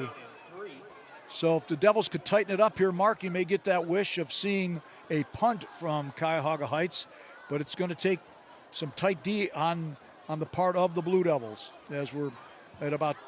This is where they've taken it to the outside on these types of third downs. Yes, you're right. And again, in a very tight formation, quarterback's up under center as Schaefer's looking to throw. He's under pressure. He's going to run up the middle. He's going to have a first down, still on his feet. He's got the first down out to about the 36-yard line, where Wheeler was there to bring him down. And a lot of that was due to the fact that the Devils had good pressure on him. And they had good coverage downfield. They had good coverage, but they were not able to contain him. But that'll set up a fresh set of downs for Cuyahoga Heights, as we're right at about 2 minutes to go in the half. And they're at their own 37-yard line with a 1st and 10. And now Schaefer's all alone in the backfield in the shotgun. He's looking to throw. He sets, he fires. And was it complete there? Yes. That was a catch. Nick Amherst, as he hauls it in there at about the 46-yard line. Gain of about 9. 9 yards on that reception. Clock is still running. So it'll be 2nd and 1 for the Red Wolves. You set up what you got to figure, probably a passing situation. Long count. Schaefer looking to throw. He sets, he fires, he completes for the first down as run out of bounds there was number 3, Kyle Porter. And Mark, the Devils, they got to tighten up that pass coverage as Jackson was able to shove him out of bounds, but they now have 1st and 10 in Wickliffe territory at the Wickliffe 46-yard line. They he went out 4 or 5 yards and just kind of did a crossover between the defensive line and the linebackers. Was able to find him, Schaefer was, and first down for the Red Wolves. So they send Julius is in a slot to the left side. Schaefer's alone in the backfield looking to throw. He sets, he fires, and almost picked off there. That'd have been Jake Beal. Yeah, Jake Beal was good coverage and thrown a little bit high as I think he was looking for Zach Unger out on the left flat. So it'll be with 58 seconds to go, 2nd and 10. The Devils will receive the second half kickoff. So if there's a way that they can stop the Red Wolves here in this next 58 seconds, should set them up fairly good as Schaefer's in the shotgun. Wickliffe showing blitz. Schaefer looking to throw. He's got time. He's looking long, and he completes. Nice pass as he gets it to Vanderveer.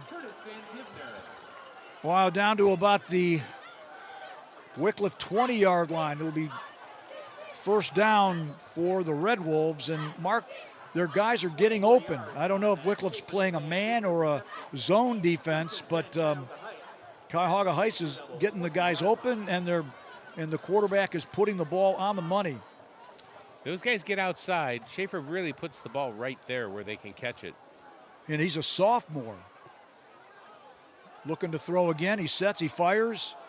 It's going to be incomplete. Now, that time Zivnoska had good coverage there. Real good coverage. On Armburst. So, you get coverage like that. That's what you need to do. You got to keep not only good coverage, but good pressure. Although, with the exception of one play, the quarterback Schaefer's had time to throw. As we're down to 48 seconds. The clock stopped due to the incompletion. As the Red Wolves have 2 timeouts left. 10-6 your score in favor of the Blue Devils. Schaefer looking to throw. He's rushed, and boy, I tell you what, he was hit by a couple of Blue Devils, and as he threw it, and it was knocked away. So we had good pressure. We had good coverage over the middle. Nick Oboski, the ball actually hit Oboski as Schaefer had to get rid of it as the Devils had a blitz on, and we'll see what they dial up now as it's 3rd and 10. Only 5 seconds came off the clock. 43 seconds to go here in the half before halftime. Now that the sun is down, it almost feels like a fall evening here. As this time they send Julius wide to the left side.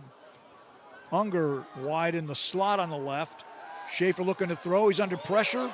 He's being flushed. He fires. Incomplete down at about the 10-yard line. Well, I'll tell you what. Vanderveer was... So it's going to be 4. I'm sorry, Mark. You were going to say something. Gio Martinez almost had him. Yep, almost. Almost. So see what they can dial up here. As it'll be 4th and 10 at the Wickliffe 20-yard line. They obviously have to get to the 10 for a first down. We're down to 34 seconds to go here in the first half. 10-6 the score, and now what? The officials are they trying to decide where they're going to... Closer to this hash. I mean, it's odd. It's like, do you get to tell the officiating crew where you want the ball spotted? Well, it depends on the hash, and I think where they landed, right in the middle. Yeah, but instead they landed on the right hash and the left instead of the right. Yeah, but the ball's not even on the hash. Well, but I mean on that side. Okay. All right, Schaefer's alone in the backfield. They've loaded up the left side with receivers. He's looking to throw. The Devils, he looks like he's going to take off and be brought down. Nice play. Basically a gain of 1, but Ralph Jackson. Schaefer carries. He's brought down from behind by number 4, Ralph Jackson. So with that, Wickliffe will take over. the ball will go over to the Blue Devils with 26 seconds to go. Boy. Good defensive stand there by Wickliffe. Frank, remember that series. Yes. That could be Mark, a you're series right. at the end of the game. You're we right. go, you know what? Right before half, You're they right. stopped them. That's right. And they didn't look like they were going to. You're right, because they hit it on a number of good pass plays where they had guys open for good yardage. And they got some nice pressure on those last two pass attempts. Martinez forced Schaefer out to the left for that errant pass on the third down. So Frankie takes the snap, takes a kneel, is going to kneel it down, and they're going to just let the clock run out here. And that'll bring an end to the first half where Mark, against a really good football team, proud to say that at halftime, folks, your score is the Wickliffe Blue Devils 10 and the Cuyahoga Heights Red Wolves 6. No, did he say 0? He did. 6. Okay. They missed an extra point. In any case, enjoy the halftime, folks. The Blue Devil, you'll hear Aquarius with band alumni, and Mark and I will be back beginning of the third quarter to bring you all the action here on the Worldwide Blue Devil Network.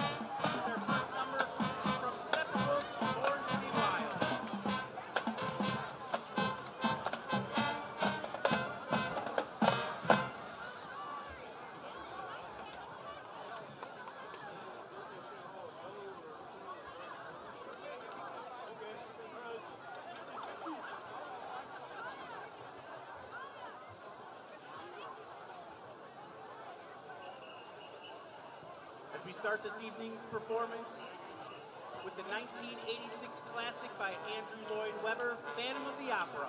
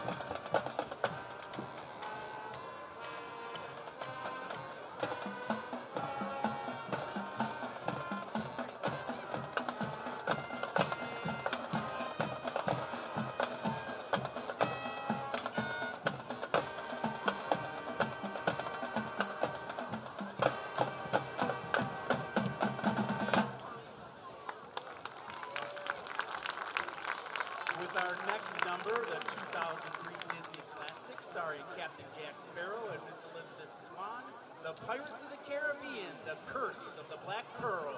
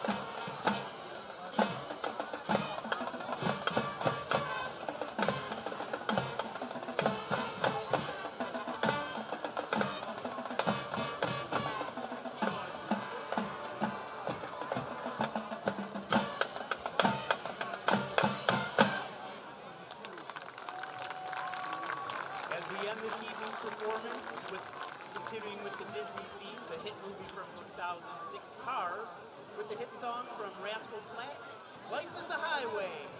Let's go, Flutes!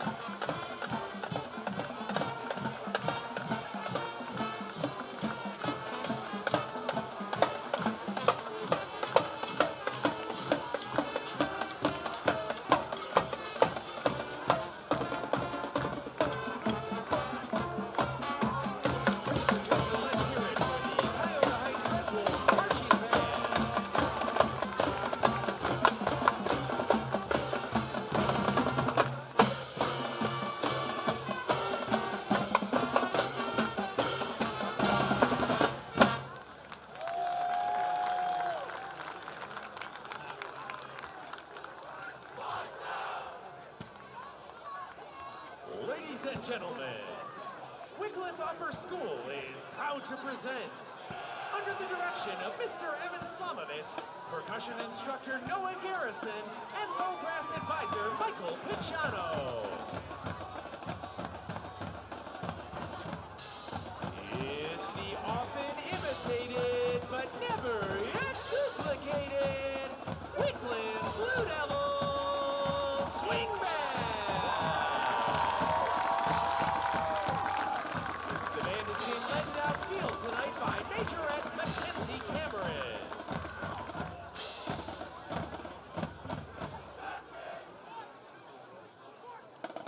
And now, introducing our brother and sister drum major duo from the classes of 2022 and 2025 respectively, Emily and Evan Risner.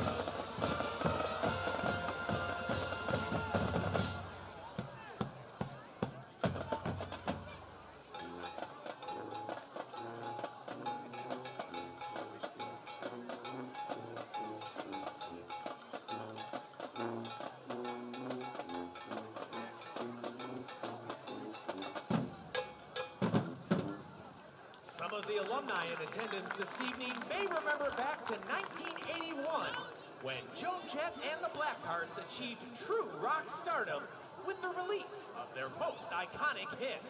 We hope you enjoy the Swing Band's rendition of I Love Rock and Roll.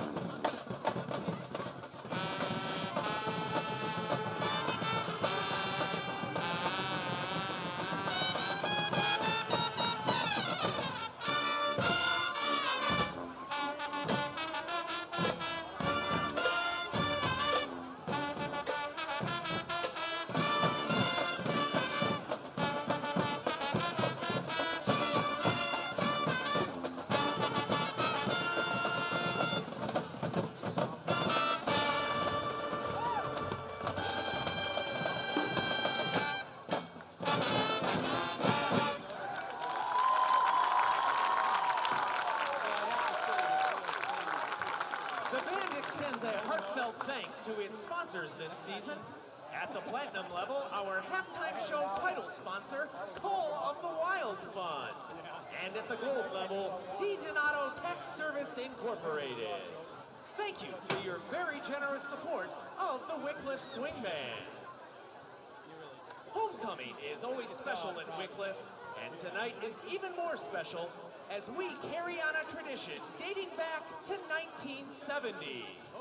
The Swing Band is joined on the field by more than 30 band alumni representing graduating classes from as far back as 1970 and as recent as 2024. This routine, now in its 55th year, has been a signature for generations of Blue Devil musicians. Our students, staff, and alumni are pleased and proud to present for you the one, the only, Aquarius!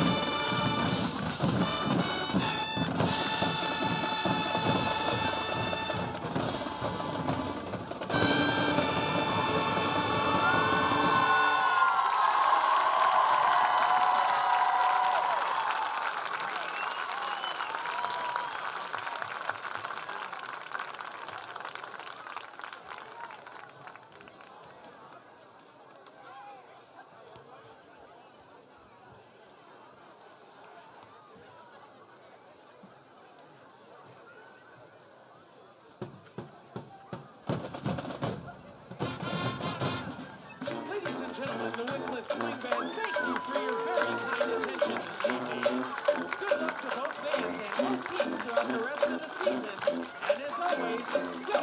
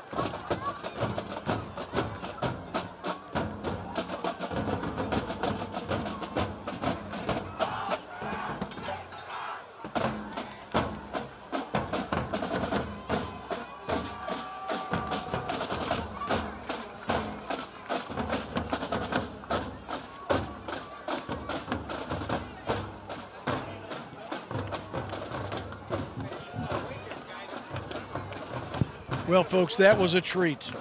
As the being able to, it's a homecoming tradition, as we mentioned earlier, but they really brought it home today.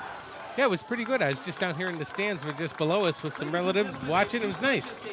Mark, parents. The second half we're going to have to be on our game because our executive producer, arrived. Yeah, David Zeke Booth is with us, and if we don't watch our P's and Q's, we may find ourselves in the unemployment line rather quickly. If you're just joining us, folks, glad to have you with us. A tremendous halftime performance by both bands, Cuyahoga Heights and the Blue Devil Swing Band. Teams are making their way back out onto the field. And when we get back to action here, the Devils will be receiving the second half kickoff, as the score at halftime is the Wickliffe Blue Devils 10 and the Cuyahoga Heights Red Wolves 6. You know, Frank, I was downstairs talking to my brother and a couple other people, and they were checking Drew Rossman's 45-yarder. That might be a school record. I think so. But we don't know. And then we're trying to think, how far do we have to go back to where something was even close to that? Because this is our 21st season out of the last 22 years, and I just don't remember us seeing anybody that was that good. Close. Well, the only one that probably would have done it if they would have been able to get in field range was when Kenny Walker was playing for the Blue Devils. He was, soccer star, and he was place kicking. And I remember watching him one pregame where he put it through from the 45, but that wasn't in a game. So that would have been a 55-yarder. But and if you remember, a couple weeks ago we saw 48 yards for the Berkshire, which was a school record. Which was a school record. Yeah. I'm gonna stick my neck out to think that what we saw tonight was a school record for Wickliffe High. But I tell you, that what we just saw, that 45-yarder, it would have been good from 50. And, and I'll bet you, and we've got a few games left, and maybe a possible playoff game, we might even see Drew break that, because that certainly wasn't his limit. That was. I mean, he had the height and the distance, and so there's another half of football yet to be played here tonight, and the Devils will have it first in the second half, and see if they can build on that 10-6 lead, where we saw pretty. Mark, with probably the exception of the first drive, well, they got the ball on the turnover, and then missed a field goal. And then the first other possession. We haven't punted the ball yet. No, we haven't punted the ball. But the Devils, what we were hoping to see from Wickliffe tonight, so far we've seen that. Yep. They've played tough on the defensive side, and they've been able to make some things happen offensively, especially being able to open up holes on the left side of the offensive line for Wickliffe. And if you're just joining us, if you just dialed in, at the end of the first half, the Blue Devils were able to stop a drive by the Red Wolves. Right. They stalled it down around the 20 or 25-yard line, whatever it was. But at that time, they might have been able to kick a field goal if they would have went for it on that fourth down. Maybe that is the limit of their kicker. Who knows? I mean, it's high school. But I'm still going to go out on a limb and say that could very well possibly decide the game, that non-score for the Red Wolves, and hopefully it'll go in the favor of the Blue Devils. But we have a whole second half to play. Blue Devils going to get the ball. Frankie, it's another thing too. We're talking to some folks. Frankie gets another second and a half. He'll be able to put that ball in there, and I think that's probably what they talked about. And maybe we'll see a little bit more throwing. Maybe we'll see a little bit more running. Maybe a little bit more of the quarterback draw.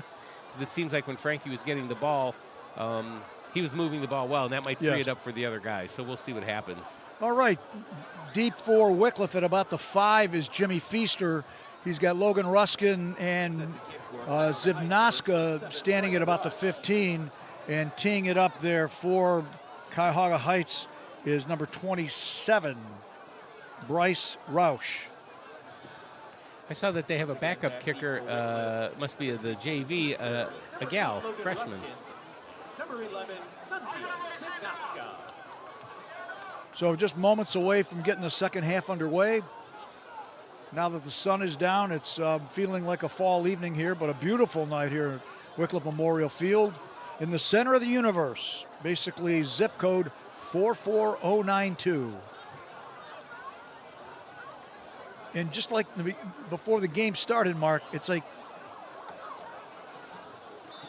what are they waiting on? Right, what are they waiting on? It's like, I think they're waiting to see if they can get a reservation in at Petty's. Maybe they thought the Worldwide Blue Devil Network wasn't ready. We gave them the high sign. You never know, Mark. You never know. All right, they've got it teed up. We're ready to get underway.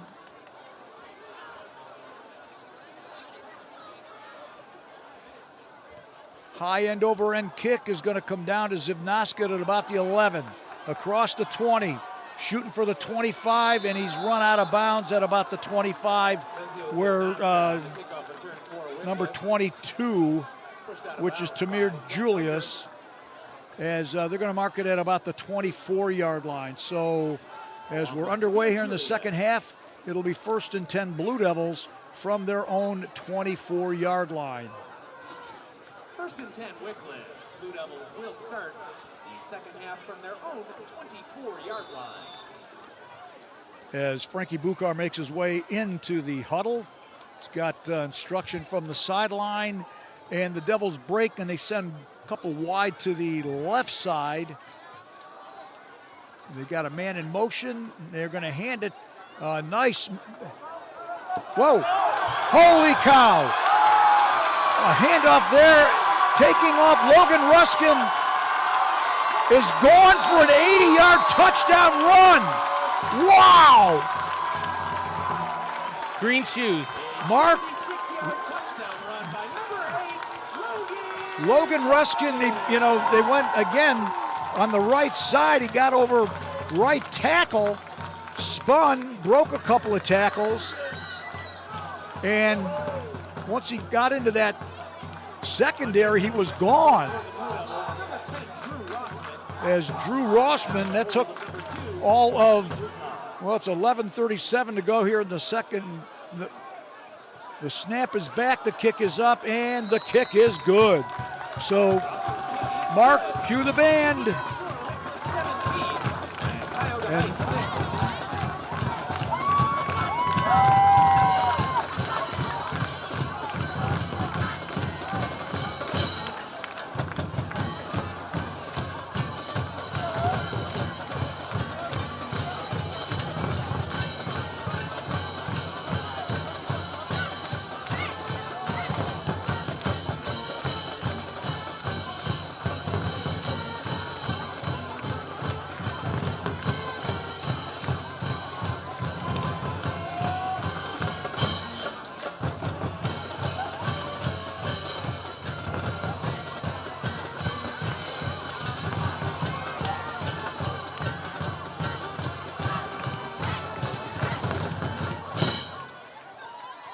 Well done. Very well done. That drive, folks, one play, 80 yards. And I think there was a mistake because I think the ball carrier was number 3712, the East Wind.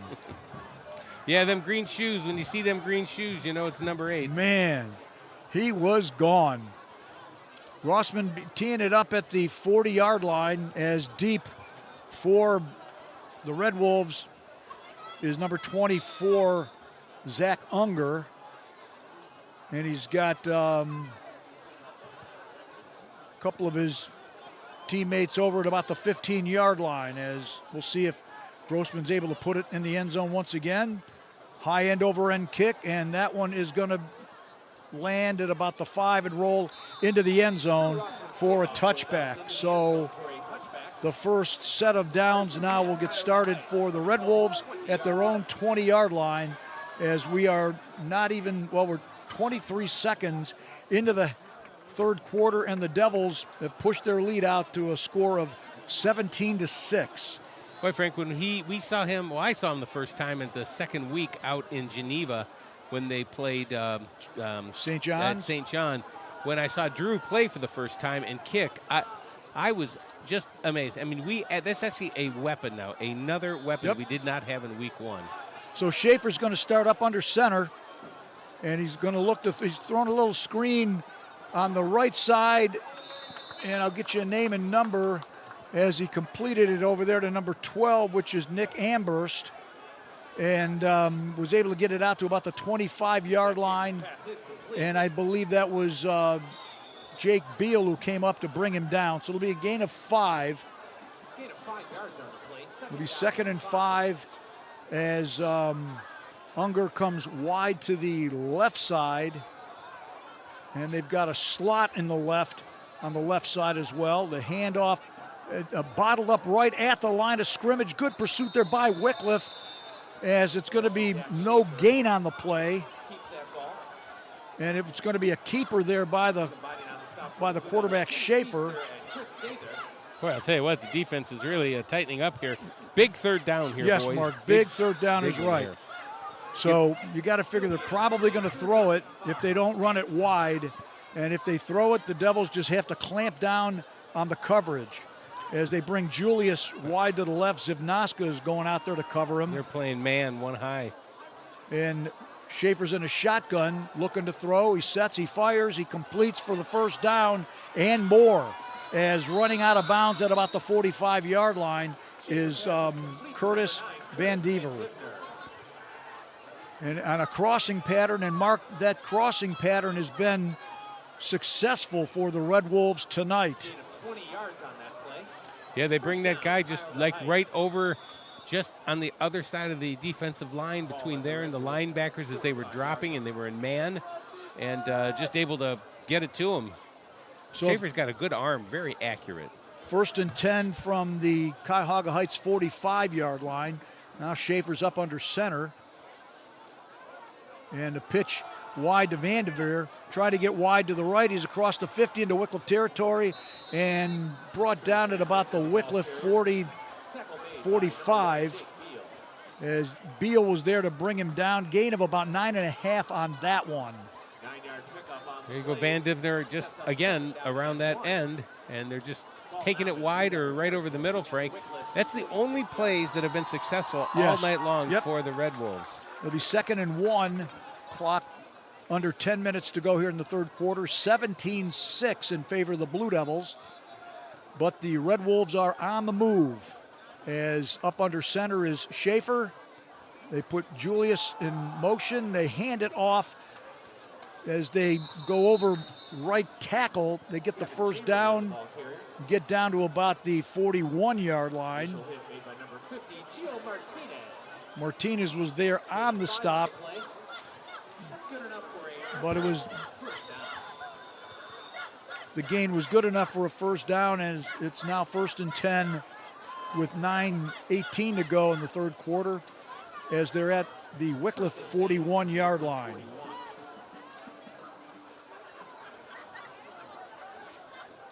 Unger wide to the left side. Again, the quarterback Schaefer tried to keep out his feet. He breaks him. Mark, they just didn't wrap him up.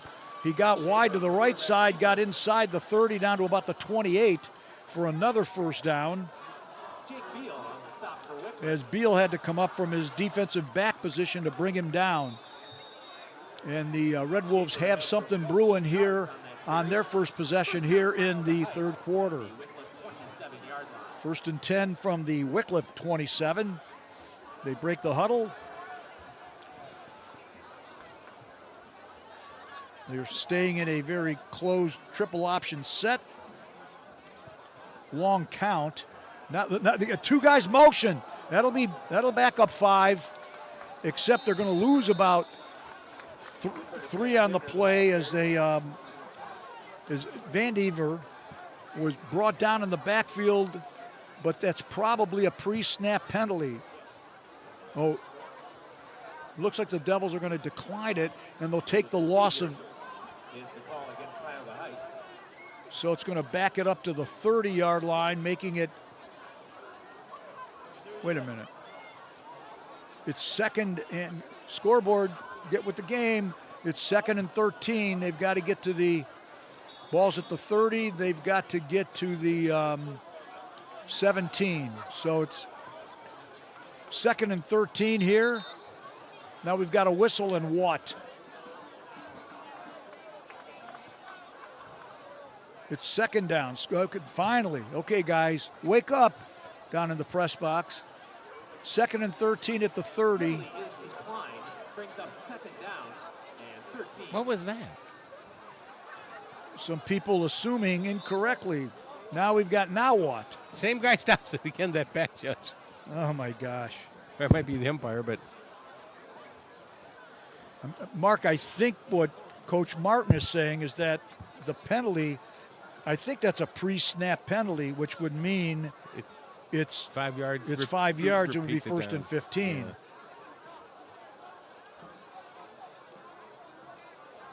Okay, guys, let's get in the game. There you are. Nope, it's going to be 2nd and 13 as Schaefer's up under center. They're winding the clock. Julius in motion as They hand it to the up back, and that was Chamberlain, who Beal brings him down, but not before they get to the 16-yard line. So that carry is going to be good for a first down, and Cuyahoga Heights is not only on the move, they're inside the red zone as we're just under 8 minutes to go in the third quarter, as the Red Wolves want to carve into the Blue Devils' 11-point lead. Score at present is 17-6. Schaefer on the delay tries to go over left guard, gets inside the 15 down to about the 13. Gain of 3 on the play. And what the Devils, Mark, need to do, they got to wrap them up. On this drive, there have been a couple runs where, they hit the guy, they just didn't wrap him up and bring him down. You got to.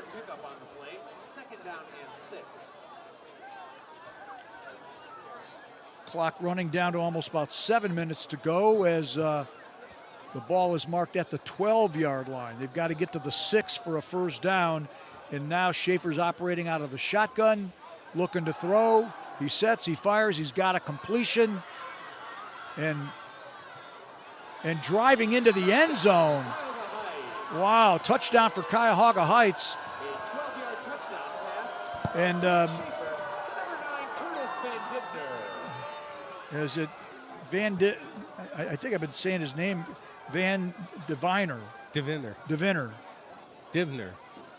But, he caught the ball at about the 5-yard line, Mark, and, the Devils just didn't wrap him up. So. Well, I'll tell you, I'm going to guess that we're probably going to see them go for 2 based on the missed extra point in the first quarter. Red Wolves huddling up, and yes, they are going to be going for 2. Set up in what appears to be a passing formation. Looking to throw, in and out of the hands of Unger, incomplete. So the 2-point attempt is no good, making the score with 6:44 to go. Wickliffe 17 and the Cuyahoga Heights Red Wolves 12. Well, that was fortunate. Yes. Well, I wonder what coach, now you're thinking about, well, you didn't really get the chance to see what was working in the second half except for in 1 or 2 plays. But curious to see how they're going to come out. He was Coach Purcello for your Blue Devils was talking during the pregame, was talking about he thought maybe they had a little bit of an edge in speed. And we're seeing that a little bit tonight, and certainly on that 80-yard touchdown run by number 8 Logan Ruskin just a little bit ago, if you're just joining us. To open up the second half. We'll see what happens, but I gotta think they're gonna continue. They're gonna do what they're gonna do until they stop it. So, going deep for the Blue Devils, Jimmy Feaster's back at about the 5. Ruskin is over at the 15, and over on the other side of the field at the 15 is Zivnaska, awaiting the kick from number 27, Bryce Roush.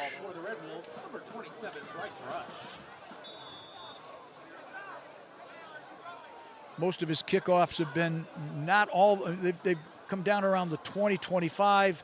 High end over end kick is going to get Zivnaska at about the 18, trying to make it to the 30, where a host of Red Wolves are going to bring him down. I'm going to call it at about the 29-yard line as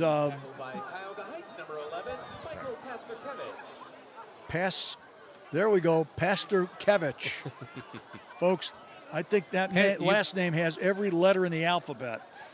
Frank was wondering what he's going to be. He's got the pronunciation guide right there. We got it.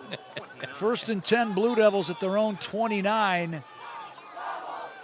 As Beal is wide to the left side. And Frankie's going to keep it himself this time instead of fake the handoff to Ruskin, and he's going to get ahead to about the 33-34. We'll call it a gain of 4 on that one, make it 2nd and 6 Ball spotted at the 33-yard line. Almost down to about 6 minutes to go in the third quarter. 17-12 your score in favor of the Wickliffe Blue Devils. Homecoming 2024. As nightfall has come on down here on Wickliffe Memorial Field. This time they're going to delay it, and Feaster's got it. He's out over on the left side, gets wide over the 35, about the 36, almost the 37-yard line. Nice gain on second down. I actually thought he was going to break that a little bit at least to get the first down. I thought so too, Mark. But You're let's hold them blocks again here on third down. We will get that first down. Yep, 3rd and 2. Ball is just shy of the 37-yard line. Nice crowd on hand here for homecoming. And across the field, nice little turnout of fans from Cuyahoga Heights made their way over here to Wickliffe. The snap. This time it looks like Ruskin's got it, and he's probably going to be shy of the first down, as I think he got it out to about the... Well, I thought I got a little bit further than that, but maybe not. Yeah, not the greatest spot. And let's see. I think if he just kept running onto the outside, he might have been able to make it by the time he got to the sideline. Looks like the Devils we're going to see our first punt tonight, as Ruskin is back at about his 23, and Unger is back at about his 34-yard line. The snap is back.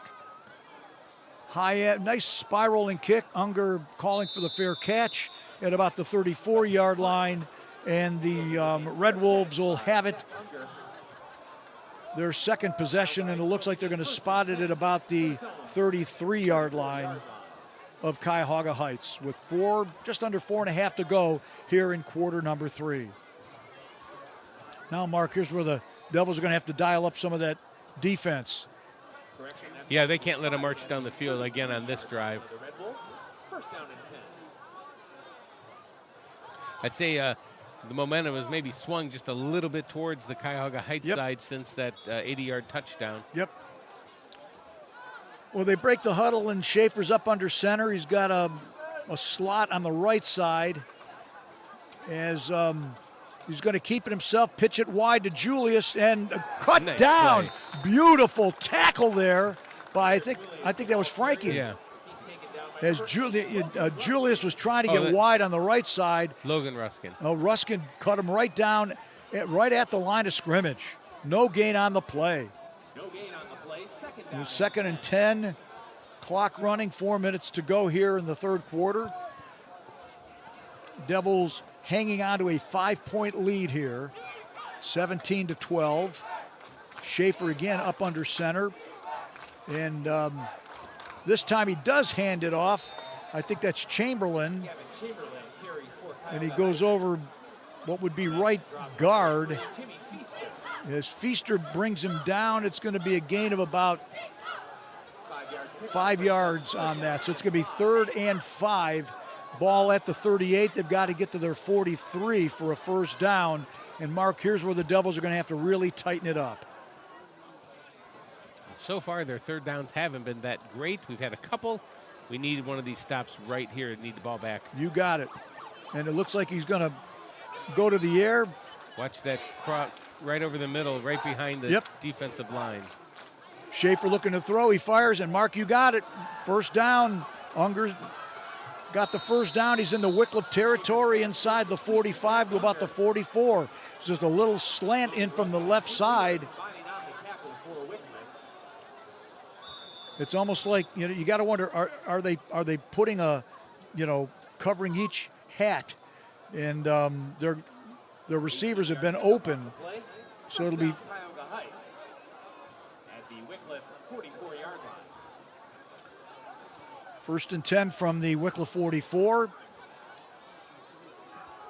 and gives it to Chamberlain again, and he gets ahead for another gain of about 4 or 5 yards as they're working what would be the left side of the Wickliffe defensive line. Ball spotted just inside the 40, about the 39-yard line. Feaster was there to bring him down. Clock running, almost about 2:10 to go here in the third quarter, as the Blue Devils lead is hanging in the balance. 17-12, the Devils thus far. Again, set up under center in that triple option formation. And they give it to the up back. Is going to get maybe a gain of a yard. Made by number 55, Andrew Darch. As Darch was there to bring him down, bringing up a key third down here, 3rd and 4. And Mark, here's where you almost have to, if they go into passing formation, make sure you have each guy covering somebody. Or somebody right in the middle of the field where right, he's throwing the ball. They did cover that once pretty well in the first half on one drive. They need to do that right here. And again, they're setting up what appears to be passing formation. Schaefer alone in the backfield. Good rush by the Blue Devils. He's looking long, and it's incomplete. Should have been intercepted. Jimmy Feaster. Right in and out of the hands of Feaster at about the 20. Wow.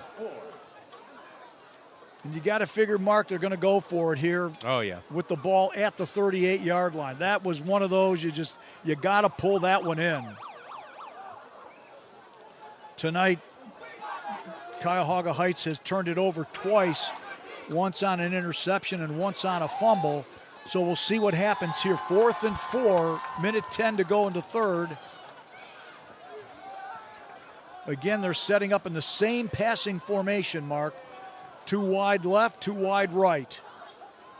Long count. Schaefer looking to throw. He sets, he fires. Incomplete. Nice. And that will turn the ball over to the Blue Devils, as it was intended there for number 12, Nick Amberst. And Nick Oboski was in the face of Schaefer and even let him have a seat after he threw that ball. Well, they did tighten it up when they had to. So with a minute 3 to go in the third quarter, this would be good to have like a nice time-consuming drive and get some points here. So we'll see what happens now that the Devils have it in decent field position at their own 38-yard line.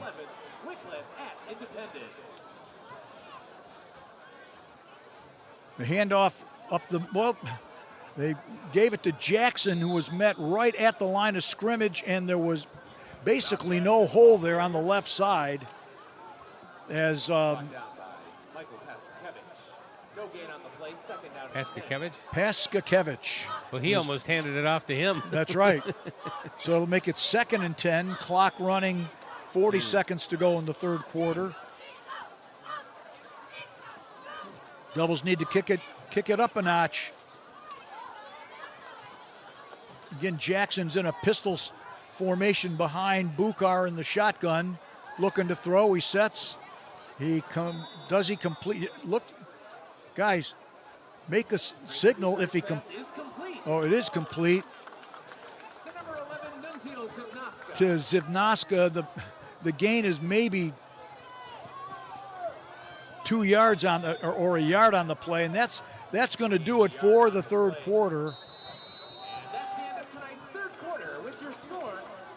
So with 12 minutes to go, we'll see if the Devils can hang on here, as your score after 3, Wickliffe 17, Cuyahoga Heights 12.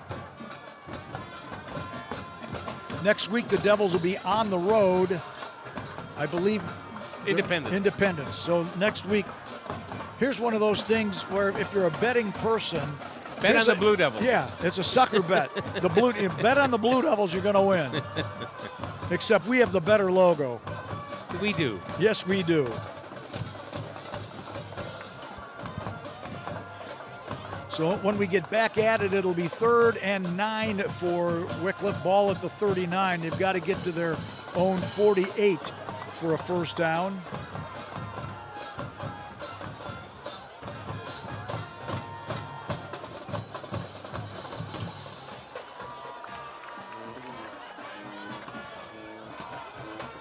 I want to remind everybody that tonight's webcast made possible by the Wickliffe Schools Alumni Association.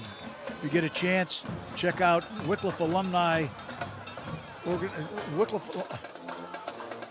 We changed it. Yeah, we did. We folks, screwing up on that one. I think it's Wickliffe Alumni Association.org. That's right. So we'll see what the Devils dial up here. 3rd and 9 here. As Cuyahoga Heights showing blitz and wrapped up in the backfield for a loss is Frankie Bukar.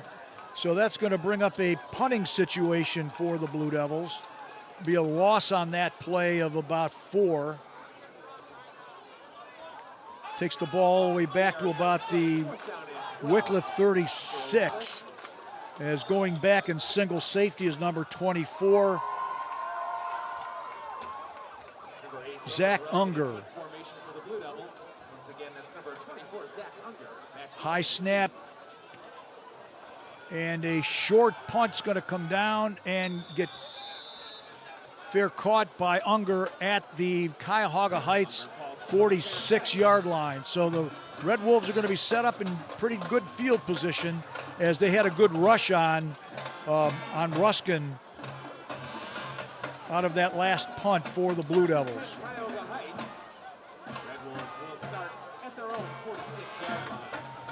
Again, if we can see the Blue Devils tighten up their defensive effort here.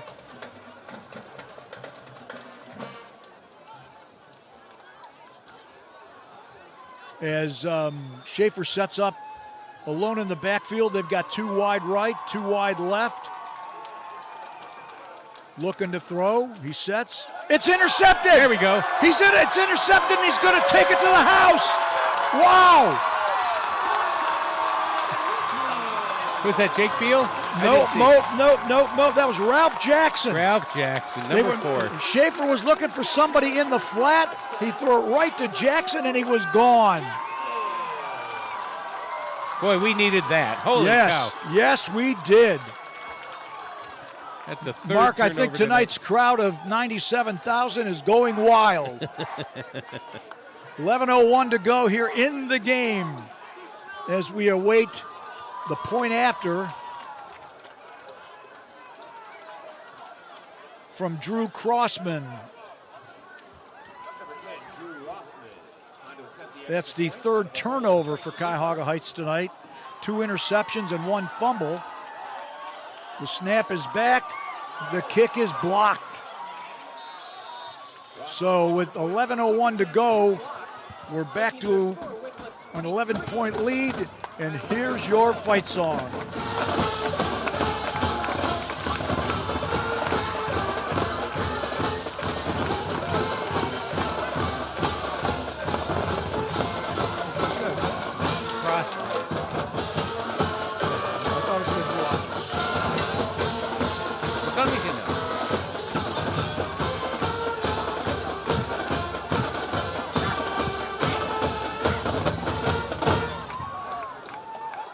But just when we said we needed to see the defense dial something up, they sure did, as that was a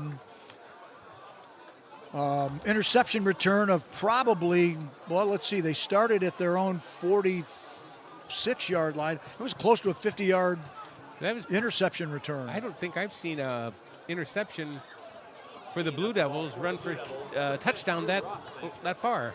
It's been a while. It has been a while, Mark. So Rossman has it teed up. Back in single safety, back at about the 5-yard line is Unger.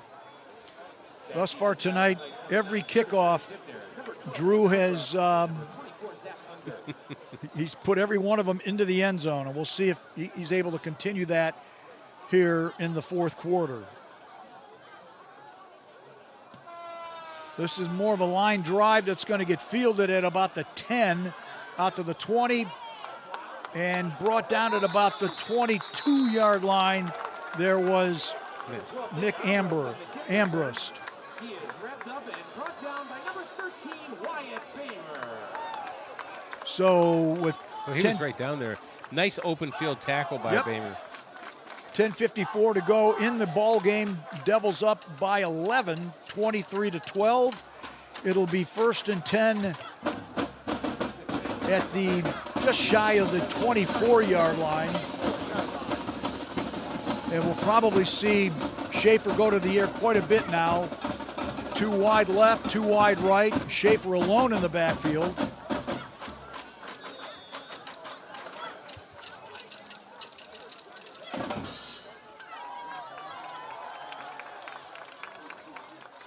Schaefer looking to throw. He sets. He's under pressure. There we go. And tackled back at the 10.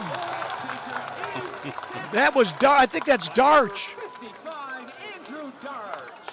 You know, that almost looked like a Joe Turkey Jones sack of, Terry Bradshaw back in the 70s. Huge loss on the play. Yards on the play. 2nd down and 21. 2nd and 21. Ball back at the 13. And boy, did they need that. Again, now probably pass, 2 wide left, 2 wide right. Schaefer looking to throw. He sets, he fires, he completes out to about the 25-yard line. Pass is complete to number 12, Nick Armbrust. As Armbrust was there on the reception, and again, they seem to get guys in the flat that are wide open. Well, I think this time they were told to keep everybody in front of you. And that's what Beal did that time. This is one of those things, though, Mark. Yeah. You want pressure. Oh, I know. You want pressure. Keep the hammer now down. we've got 3rd and 8, clock running, 9:40 to go. Devils up 11, 23-12 on homecoming 2024. Again, passing formation. Devils showing blitz. Here they come. They incomplete, looking for Unger. Nice. Nice. Now let's see what they. That was Nunzio on the defense. I think they've seen that play enough tonight to where. You hope. Now, do you think they'll punt with 4th and 8 from their 26? They need 2 scores, so I think they're gonna. I thought they were gonna punt. Wow. Doesn't look like they're Folks, going to they're going for it. I mean, this takes something. 4th and 8 at their 26-yard line. Devils, now's where you need to really, you got to make it happen here. Clock stopped because of the incompletion at 9:23 to go. Snap is back. Schaefer looking to throw. He's looking long, and it's going to be incomplete. The Devils will take over. Let's make sure there's no, laundry on the field. The Wickliffe will have it 1st and 10 at the Cuyahoga Heights 26. Who the hell is the damn cameraman? Mark, remember our boss is here. That's right. He's an intimidating soul. Well, okay. All right. Now, wait a minute. They haven't. 10 Blue Devils from the Cuyahoga Heights. Why are they marking? There must have been a penalty. Oh, come on. Unsportsmanlike conduct, I bet. But. Oh, and it's a 1st down. Wait a minute. We have a correction. I never saw a penalty flag. There's a penalty marker on the play. Penalty was on Wickliffe. Oh, come on. I never saw a penalty flag. And what was the call? What was the call? What was the call? Well, that's 2 weeks in a row here. 1st and 10 Cuyahoga Heights from the 40. Oh, my gosh. That's crazy. Now they have it 1st and 10 at their 41. It was a 15-yard penalty. Wide open. Jackson fell down and run out of bounds there. The completion was to Van Diviner as Wheeler ran him out of bounds. Mark, that's fiction. I mean, I looked, I did not see any penalty flag on the field, and there was no indication of what the penalty was. I suppose the fans don't need to know anymore. All right, 1st and 10, Cuyahoga Heights. They're at the Wickliffe 43. As again they complete in the flat this time to number 12. Complete to number 12, Nick Armbrust. Was Armbrust. Out of bounds by Jake Beal.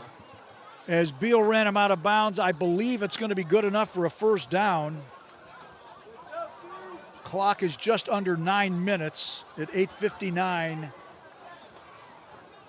That's crazy, folks. Gain of 10 on the play. First down, Red Bull. Here's where the Devils have to get on. I mean, they got to cover people. 33-yard line. First and 10 at the Wickliffe 33. Schaefer looking to throw. He's looking long. In and out of the hands. Incomplete. Let's make sure there's nothing thrown on the play. No, nothing. Well, I'll tell you what. That's between Nick Oboski and Logan Ruskin, they lit up Schaefer there on that play. Right when he hit he felt that one. Right when he threw the ball, he took 2 in the chest. And nice defense over there. I believe that was Ruskin was over there. Beal was over there. Yes. It'll bring up 2nd and 10 from the Wickliffe 33. Now, again, Schaefer's up under center. And handoff to Chamberlain, plowing over left tackle. Gets ahead down to about the Wickliffe 26-yard line. Clock running, 8:40 to go. Devils up 11. I still can't get over what happened there on that 4th down play. Again, Schaefer under center. You give it to Chamberlain. He's pushing. He gets down to about the 24. I'm not sure he got it. He didn't. So this will bring up a 4th down and I think 1. Less than 1, or about 1. Yep, 4th. They've got to get just inside the. They got to get in just inside the 23 to get a first down. Clock now under 8 minutes. Quarterback Schaefer making his way into the huddle from. Think he's just going to sneak it with that big body? Probably. I would. As he's up under center. Nope. And they give it to Chamberlain's got the first down inside the 20 down to about. He's got down to about the Wickliffe 18-yard line. So as the Red Wolves are now within the red zone, clock running under 7.5 to go here in the ball game. Now they're back to more or less like their triple option run formation. He's going to throw, he sets, he fires, incomplete. As he was looking, I think, for Unger over at about the 10-yard line. Good coverage there by Zivnoska. 2nd and 10, clock stops, 7:12 to go.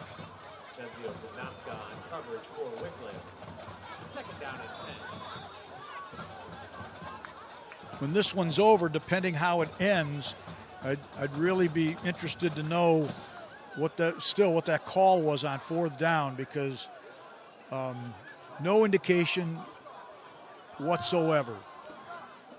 Schaefer up under center. They hand it to, they're going to bottle up, I think, Chamberlain, maybe a gain of 1. No, I take it. It was Schaefer kept it himself. We'll call it a gain of 1. It's going to bring up 3rd and 9. They've got to get to about the Wickliffe 9 for the first. So if the Devils could tighten it up here, we'll see what happens. Clock running, about 6:40 to go.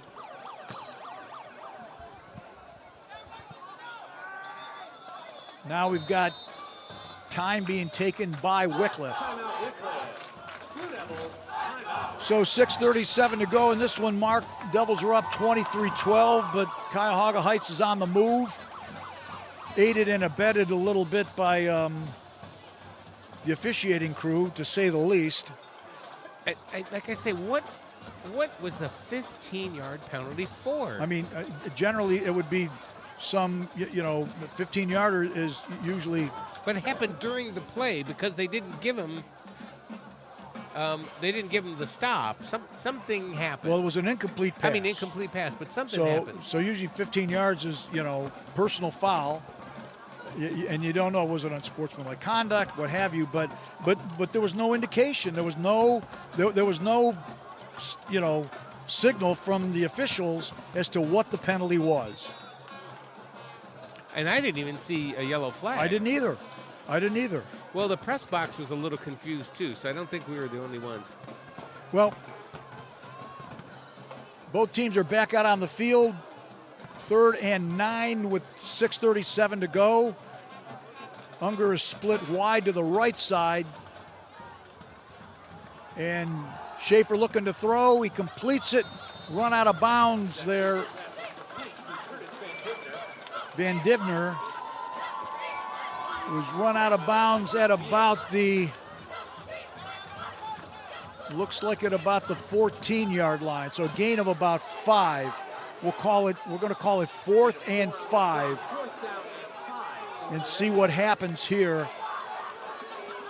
Clock stopped at 6:31.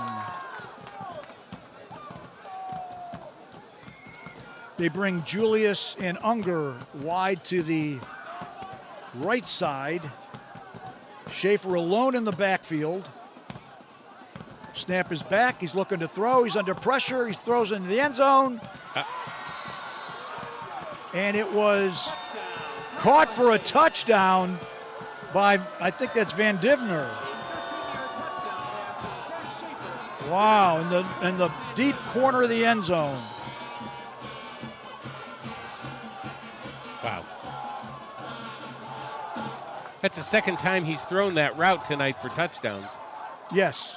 So we'll see what's going to happen here with, they're probably going to go for, I'm sure they're going to go for 2. So it's 6:24 to go in the game. The score as it stands right now is Wickliffe 23, Cuyahoga Heights 18. And they are lining up to go for 2, setting up what usually appears to be a passing formation. Snap is back. He's looking to throw, looping it in and out of the hands of Unger, who had it. It's incomplete, which means that making the score 23-18. So the try for 2 points is no good. So it's 6:24 to go. Mark, if Devils are able to just work the clock, they could go home happy. They sure could. Although on that one, I have to say, Cuyahoga Heights was aided and abetted by the officiating crew. Yeah, I sure would like to know what happened. Maybe we'll see Mars after, I'm sure. Now you got to be watchful for the onside kick.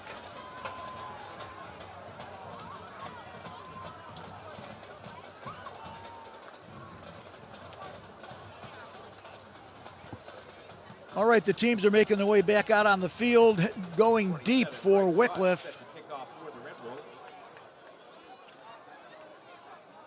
And I think the Devils are anticipating an onside kick as up. All the good hands. All the good hands guys are up close. Jackson is deep. So anytime you'll see as Frankie well Bukar as on kickoff receiver. Wheeler is deep, but everybody else is up near midfield. And we got a high end over end kick. Jackson fields it at about the 14, and he's going to take off across the 20. Brought down pretty hard there at about the 16-yard line. I'm not sure what he was waiting on. Yeah, right. Was Chamberlain brought him down, but the Devils will have it 1st and 10 with 6:17 to go. And the ball is being spotted at the Wickliffe 23-yard line.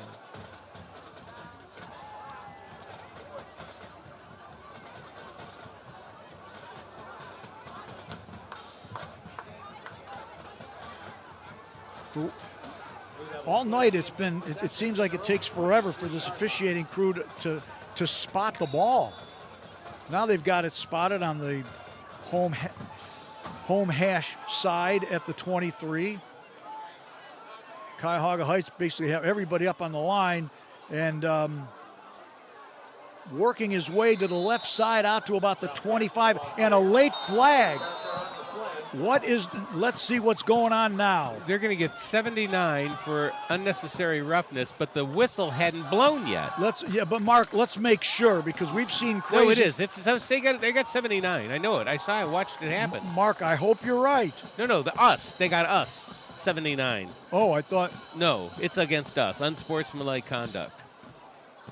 But the whistle hadn't blown to end of the play. He was just blocking his guy. Yeah, Coach Purcell's out talking.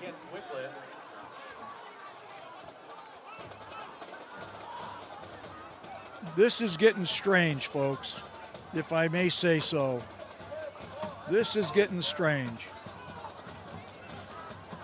Yeah, that's definitely on Nico Garrison of the Blue Devils. They've moved the ball back to about just inside the 15-yard line. Wickliffe's got to get out to about the 33 to get a first down. Clock is at 6:06. This will be first and 19 from the 14-yard line. So it's first and 19 from the 14. And now what? We've got a whistle, timeout being taken by Wickliffe. So the Devils are now down to one timeout remaining. Cuyahoga Heights has all three timeouts remaining. Wow. Some year, Mark, maybe we'll see replay in high school, but for the things we've seen tonight. You got to get the replay first.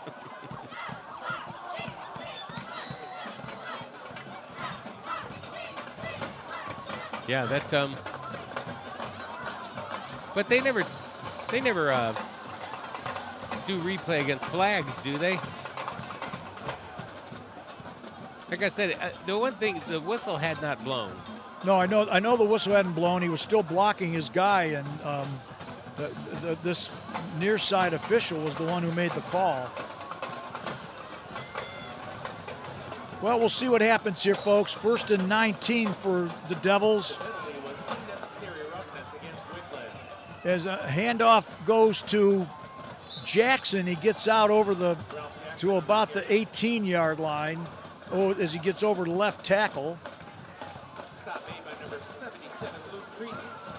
Cretan was there on the tackle for the Red Wolves. Clock running. We're now under 6 minutes to go.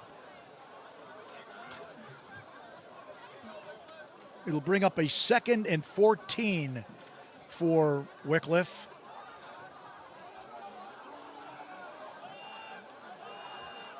Jackson to the left is a quick little swing pass to Zivnaska, he's got the first down and more, folks. He's on his way.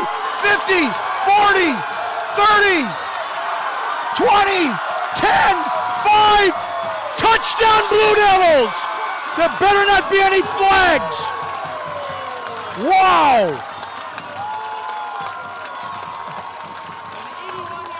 81 yards. Just what Wickliffe needed.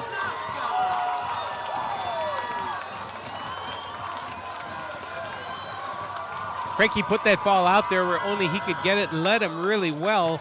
And, him and Frankie have been playing pitch and catch for probably most of their lives. Man. And he was able to, that was a nice playground run right there. Mark, and his speed. Fabulous. 5:09 to go. Rossman on to try the point after. The kick is up. And the kick is good.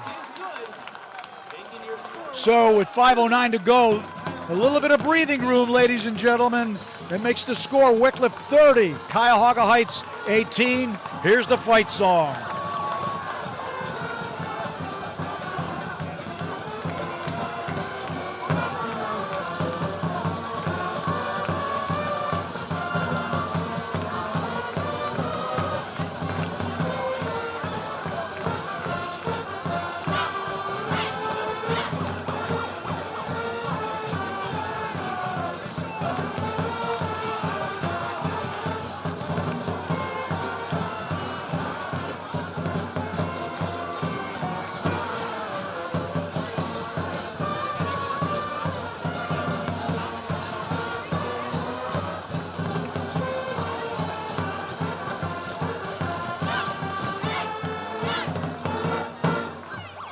we have seen action tonight, ladies and gentlemen, as the Devils have been able to pull off some big plays, and that might have been the biggest one of the season thus far, as the Blue Devils have found the end zone a few times tonight as they're holding on to a 12-point lead with 5:09 to go.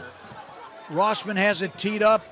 Boy, a few times via the long run, yes, the long ball. Yes. Unbelievable. Unger is back at the goal line.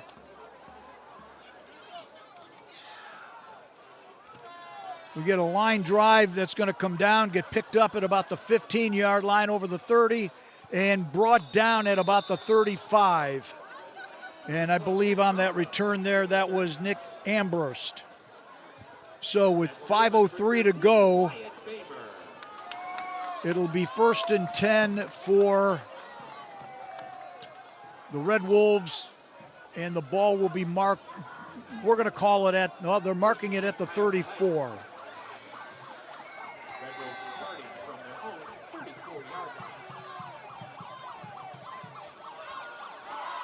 Man, when you got to figure what was second and long, it was like deep in their own territory, and they pull it off. Schaefer in a passing situation, snap is back, looking to throw, he fires, he completes it, he's got Unger, first down into Wickliffe territory to about the 48. And a lot of the plays we saw tonight, Frank, were just really uncharacteristic and things that just aren't on film a whole lot for the Blue Devils. I mean, clock running, under 5 minutes to go. As you can see, some giddy up in the Red Wolves' step.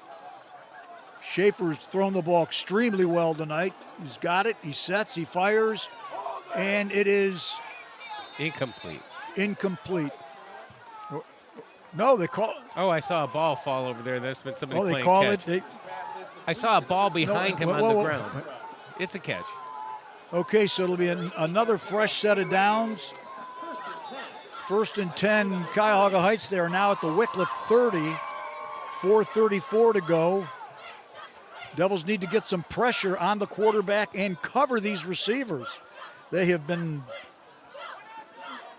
Schaefer's percentage has to be extremely high tonight. There should be illegal motion. He's under pressure and sacked back at the 40-yard line. Starch again? Oh, no, he hurt himself, too. Oh, Gio Moppins. Tito, and we'll have an official timeout here with 4:19 to go. He might have got a stinger. I think that's what he got.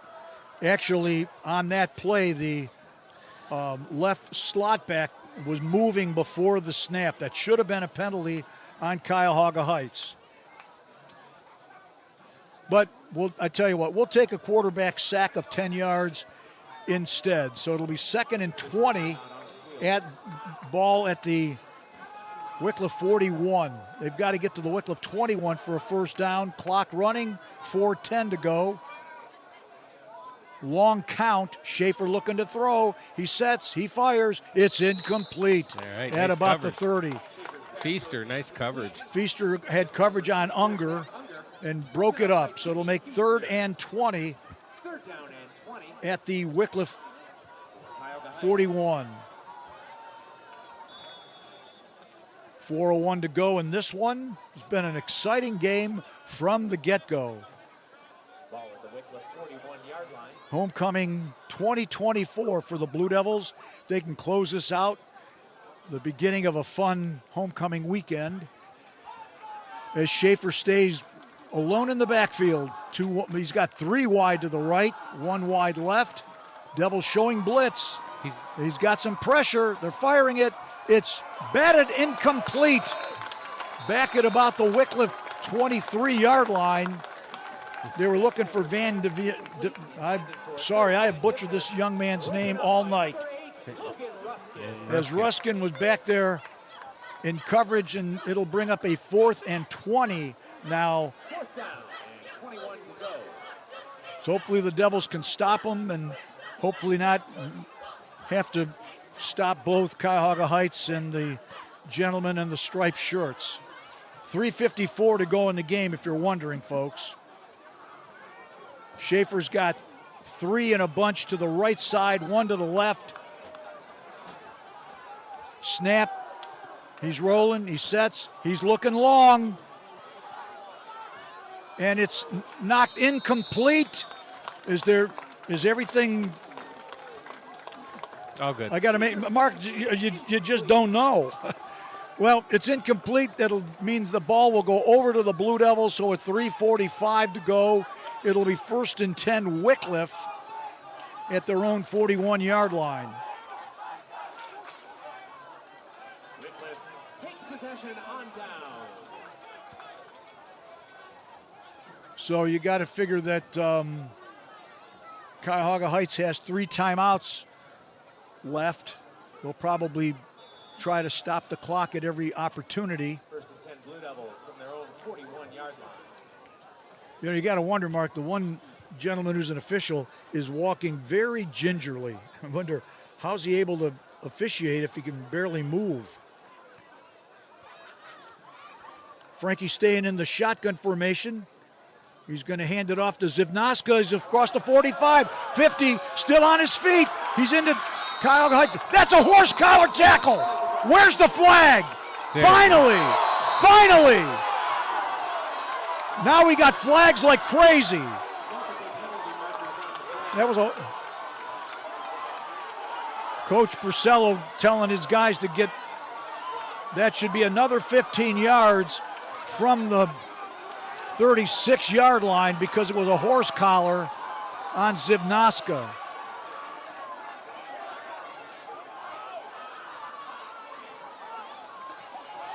He was going to walk back against... Yeah. Wait, what's happening? Wait a minute.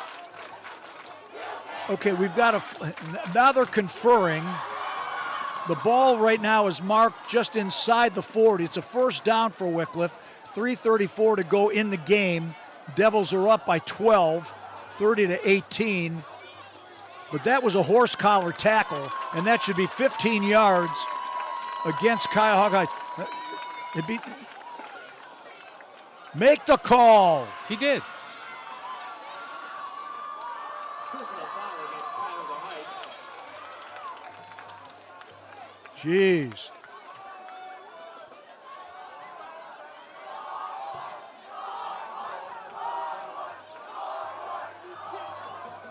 But why aren't they moving the Right, ball? why aren't they? You're right, Let's Mark. go. Why aren't they moving the ball? That ball should be moved down to the 25. Well, it happened.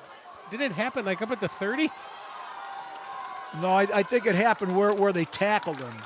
There's a gain of 20 yards on the run by Zivnaska.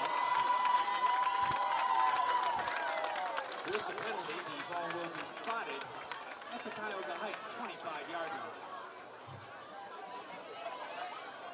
Well, this is crazy. Unfortunately, that lead official, he's got like some movement issue. See, I thought they were 5 yards on the... I think they just corrected themselves because they just moved the ball another 5 yards. To the 21. Now, Mark, you're right. You're right.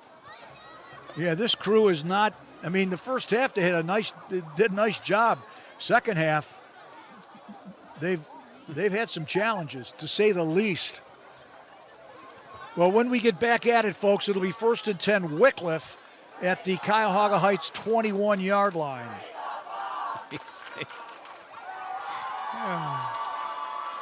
We won't make fun. Well, if I was wondering if I could get my heart rate up, it's easy to do. All right, the Devils, it looks like they're going to do a quick huddle. They're breaking the huddle. 1st and 10 Blue Devils at the Red Bulls 21-yard line. He's got Jackson to his left. That's the quarterback, Bukar. He's got man in motion. Frank's going to take it himself. He's going to get met at the 20. Nice tackle there by, I think, Julius. And Unger was there, too. And Unger. Number 24 is that Unger. So the clock is running.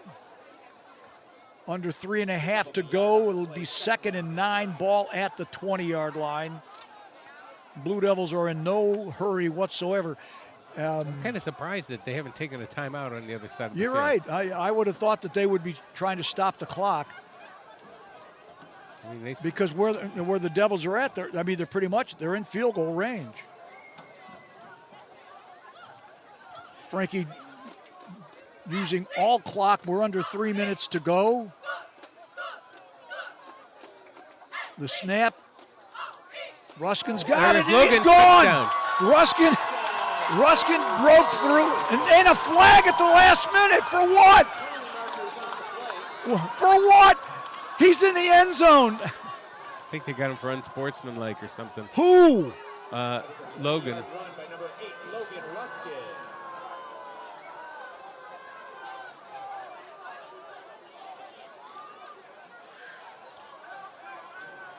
And I see a flag up here. Are they going to get him for a hold? Man, this is getting a little out of hand, folks. Saying 2:36 to go. Really? This is getting out of hand. We got a flag back at the 1 yard line. We have a flag at the 26.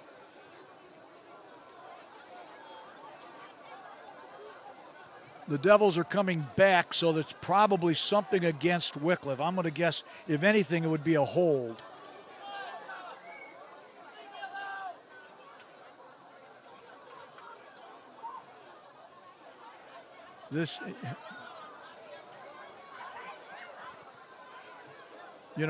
When these guys have to, meaning the officials have to huddle up to decide what is going on, how about a signal as to what the calls are? Coach Purcello is out in the middle of the field talking to the officials, so it's you got to figure it's something against Wickliffe. Clock is down to 2:36.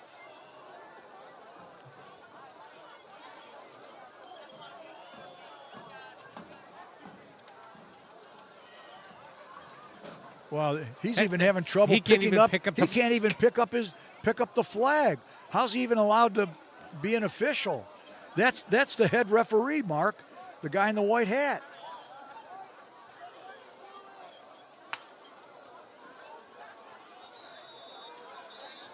Okay, the ball's marked back at the 20.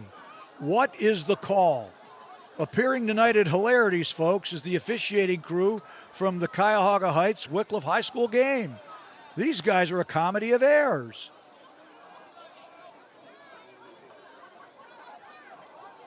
Now this guy is running to the other end of the field. What's this guy doing?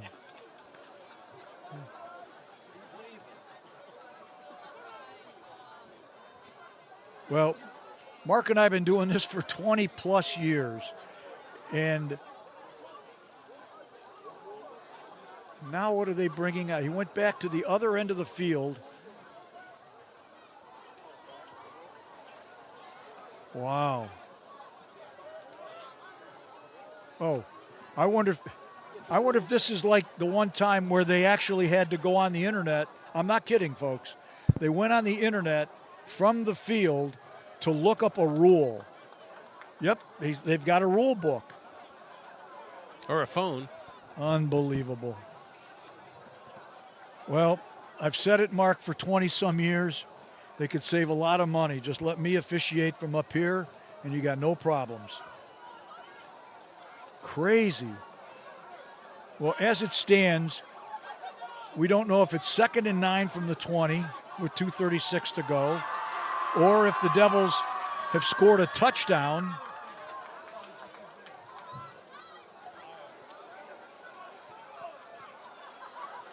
A couple weeks ago, Mark and I did a game here against Berkshire, and we were out of here before 9 o'clock.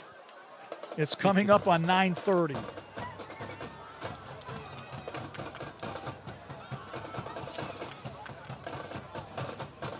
Well, we mentioned earlier the Devils will be on the road next week. They'll be over at Independence. That should be a good one. You know, you got Independence, good balanced team with a tremendous passing attack, and it looks like the Devils, based on tonight's performance, have corrected a lot of the ills that were affecting them the last couple of weeks. as they have gone arm, toe to toe with a tough opponent in Cuyahoga Heights tonight.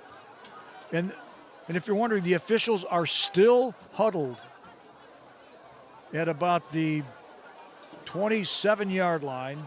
And the way those rule books are written, once you read it, you're going to go, okay, what does this mean? Right. I mean, this. Why? This is 2 games they've had to go to the rule book this year. That's right. There was another one when we were here, and they did. They actually pulled out a phone and they went on the internet to get some rule interpretation. This is bad. The Ohio High School Athletic Association needs to tighten up things with regard to the officiating.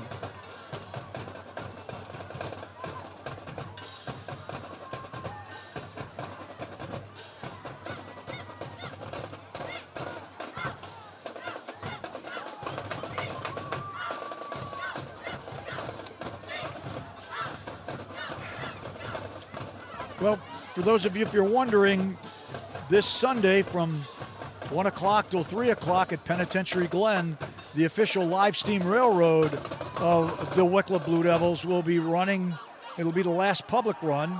We have a chance to give a shout out to our good friends Steve Tomko and his family clicking in from Olmsted Falls, and the Urick family, who I believe are hanging out in the Windy City. If they can, you want to bring back half a dozen of those Lou Malnati's deep dish pizzas. That's all a go for me. Now we've got Coach Purcello in the huddle with the officials, trying to determine what has transpired. I mean, call something, fellas. Just call something. Right. I mean, this is crazy. This is crazy.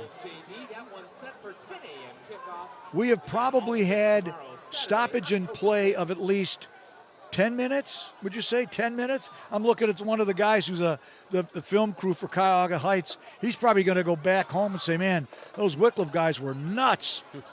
And now Coach Purcello's throwing his hands up. And the Blue Devils are clapping. And they've just put a touchdown up on the board. Oh my, it took over 10 minutes. Wow. Now I want to know what the discrepancy was. What were they trying? Well, Mark, I've noticed that Larry, Curley, and Mo are now over talking to Coach Martin, trying to explain things to him, and I think they're wondering where the heck Shemp was.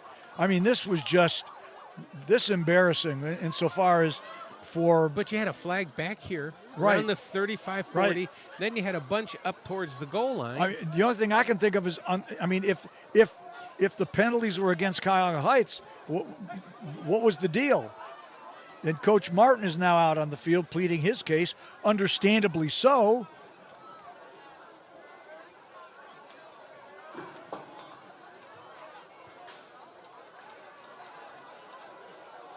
Mark, I think the one official is saying something about eating the dogs, and the other one is saying something about eating the cats. Wow. Yet both teams, now you've got the Blue Devils and the Red Wolves are like being buddies at about the 15-yard line. Now the ball's been moved to where you would set up for the point after. Yet we've seen no indication whatsoever as to what took place. Meanwhile, on to try the point after is Drew Rossman, and at the rate we were going, we were going to have breakfast. The kick is up, and the kick is good. Nice. So with 2:36 to go, the Blue Devils are up 37-18. Here's the fight song.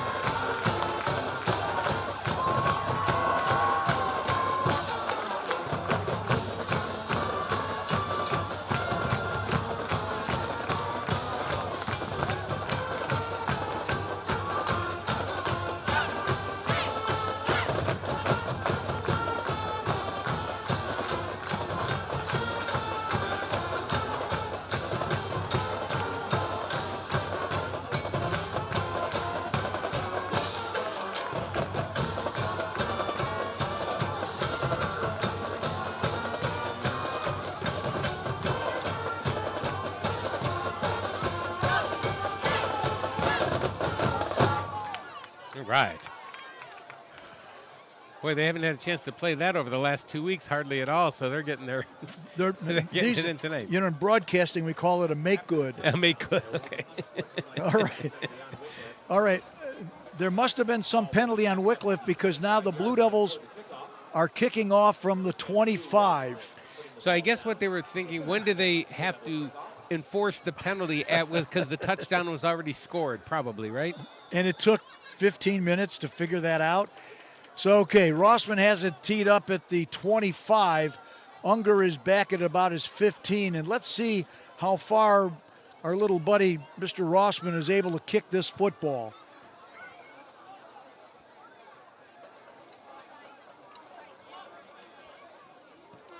We got a high end over end kick. It's going to get down to about the 25. Fielded there. Whoop. We've got a good return there by, I believe that was.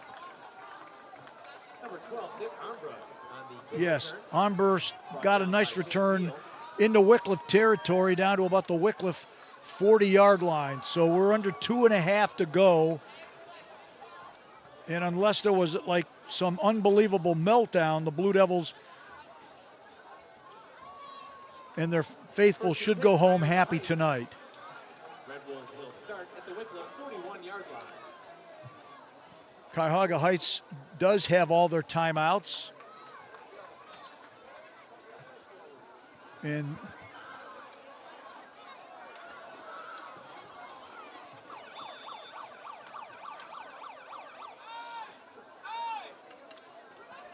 Schaefer set up under the center. And he hands it, dropped in the backfield. Tremendous tackle there. As they gave it to Flynn. And Davion Martin. So they're putting some of the younger players in. So Coach Martin just must want to get out of here. Well, Schaefer's still in at quarterback. Well, I mean, being just hand off the ball. I mean, it's. Oh, right. Clock under 2 minutes to go. Yeah.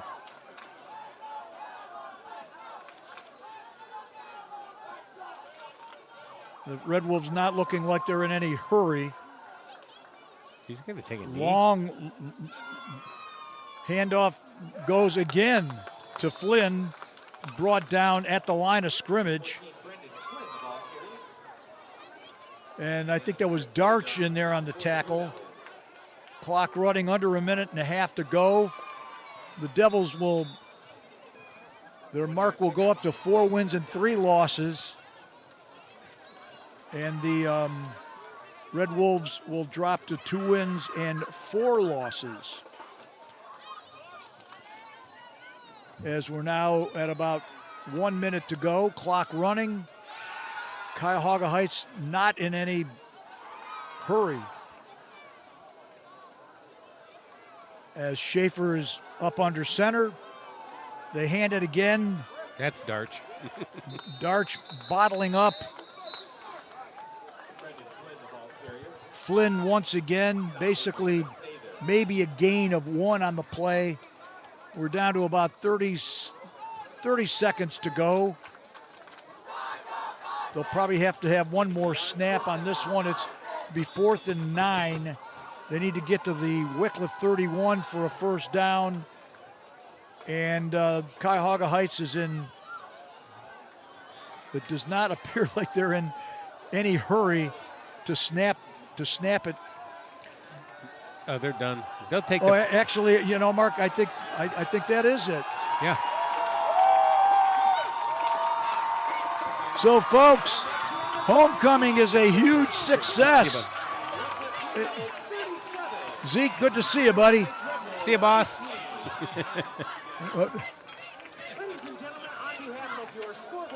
So, the Wickliffe Blue Devils, the final tonight, and a tremendous needed victory for Wickliffe. It's the Blue Devils 37 and Cuyahoga Heights Red Wolves 18. Mark, we have a lot that we could be pretty happy about tonight. Oh my! What a what a win! We just I don't know. It just kind of snowballed, and unless the officials would stop it, it probably would have snowballed. Well, I mean, and think about it. I mean, I realize I was railing on the officials a lot, and they were worth railing against. Yeah. I mean, it's really 36-12 because that last Red Wolf touchdown was aided and abetted by the bad officiating, which was late in the game. The first half, they were great. Yeah. But the Blue Devils, big plays, that interception return, can't say enough. I mean, they needed to get after it tonight, and they did. They sure did. And then like, if you're just joining us, the last 2 weeks, the Blue Devils not only got beat, but they were shut out 2 weeks in a row. Right. And especially they moved the ball a lot last week. And, again, they had to battle the officials a little bit last week, too. So this must feel good. Probably a little frustrating once Mars and the fellas sit down for a cold one later on and going, what is with the officials week? Right. What do they have against the Wickliffe Blue Devils? Honestly. I know people think, Frank, you're always railing against them, but it was justified tonight. It sure was. Mark, I think we're getting ready for Alma Mater, and we were hoping that we were going to hear it again tonight, and we are. So we're going to get over to the band.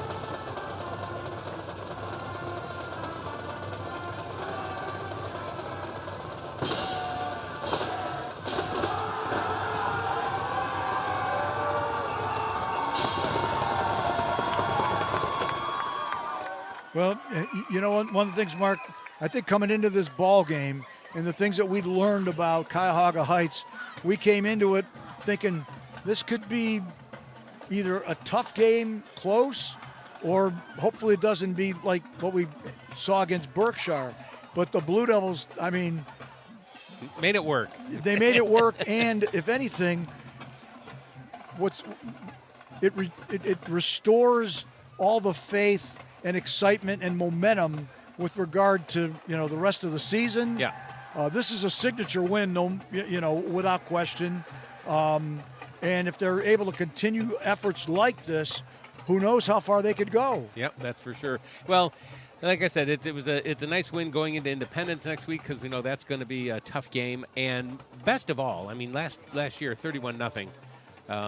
Cuyahoga Heights beat us at their building. So it was good to get the win. A lot of the guys last year were on this team this year. Right. And I know they were looking, and they certainly did remember. So other than the officials providing some form of whatever, the Blue Devils provided all the excitement this evening. And we saw some long runs, and an interception for a touchdown, pick six. We saw 2 long touchdown runs, one on a run, one on a pass. Mark, let's not forget Drew's 45-yard field goal. And possibly the record-breaking 45-yard field goal. That is right. And we can't forget that. And it's got to be close. It has to be close. It has to be. So, but by the time we come to you guys next, we'll do some Blue Devil research to determine that. But in any case, homecoming is off to a great start. Thank you so much for joining us on the Worldwide Blue Devil Network as, once again, from high atop the ridge, the center of the universe, the final score, the Wickliffe Blue Devils 37, Cuyahoga Heights Red Wolves 18. Have a great weekend, everybody.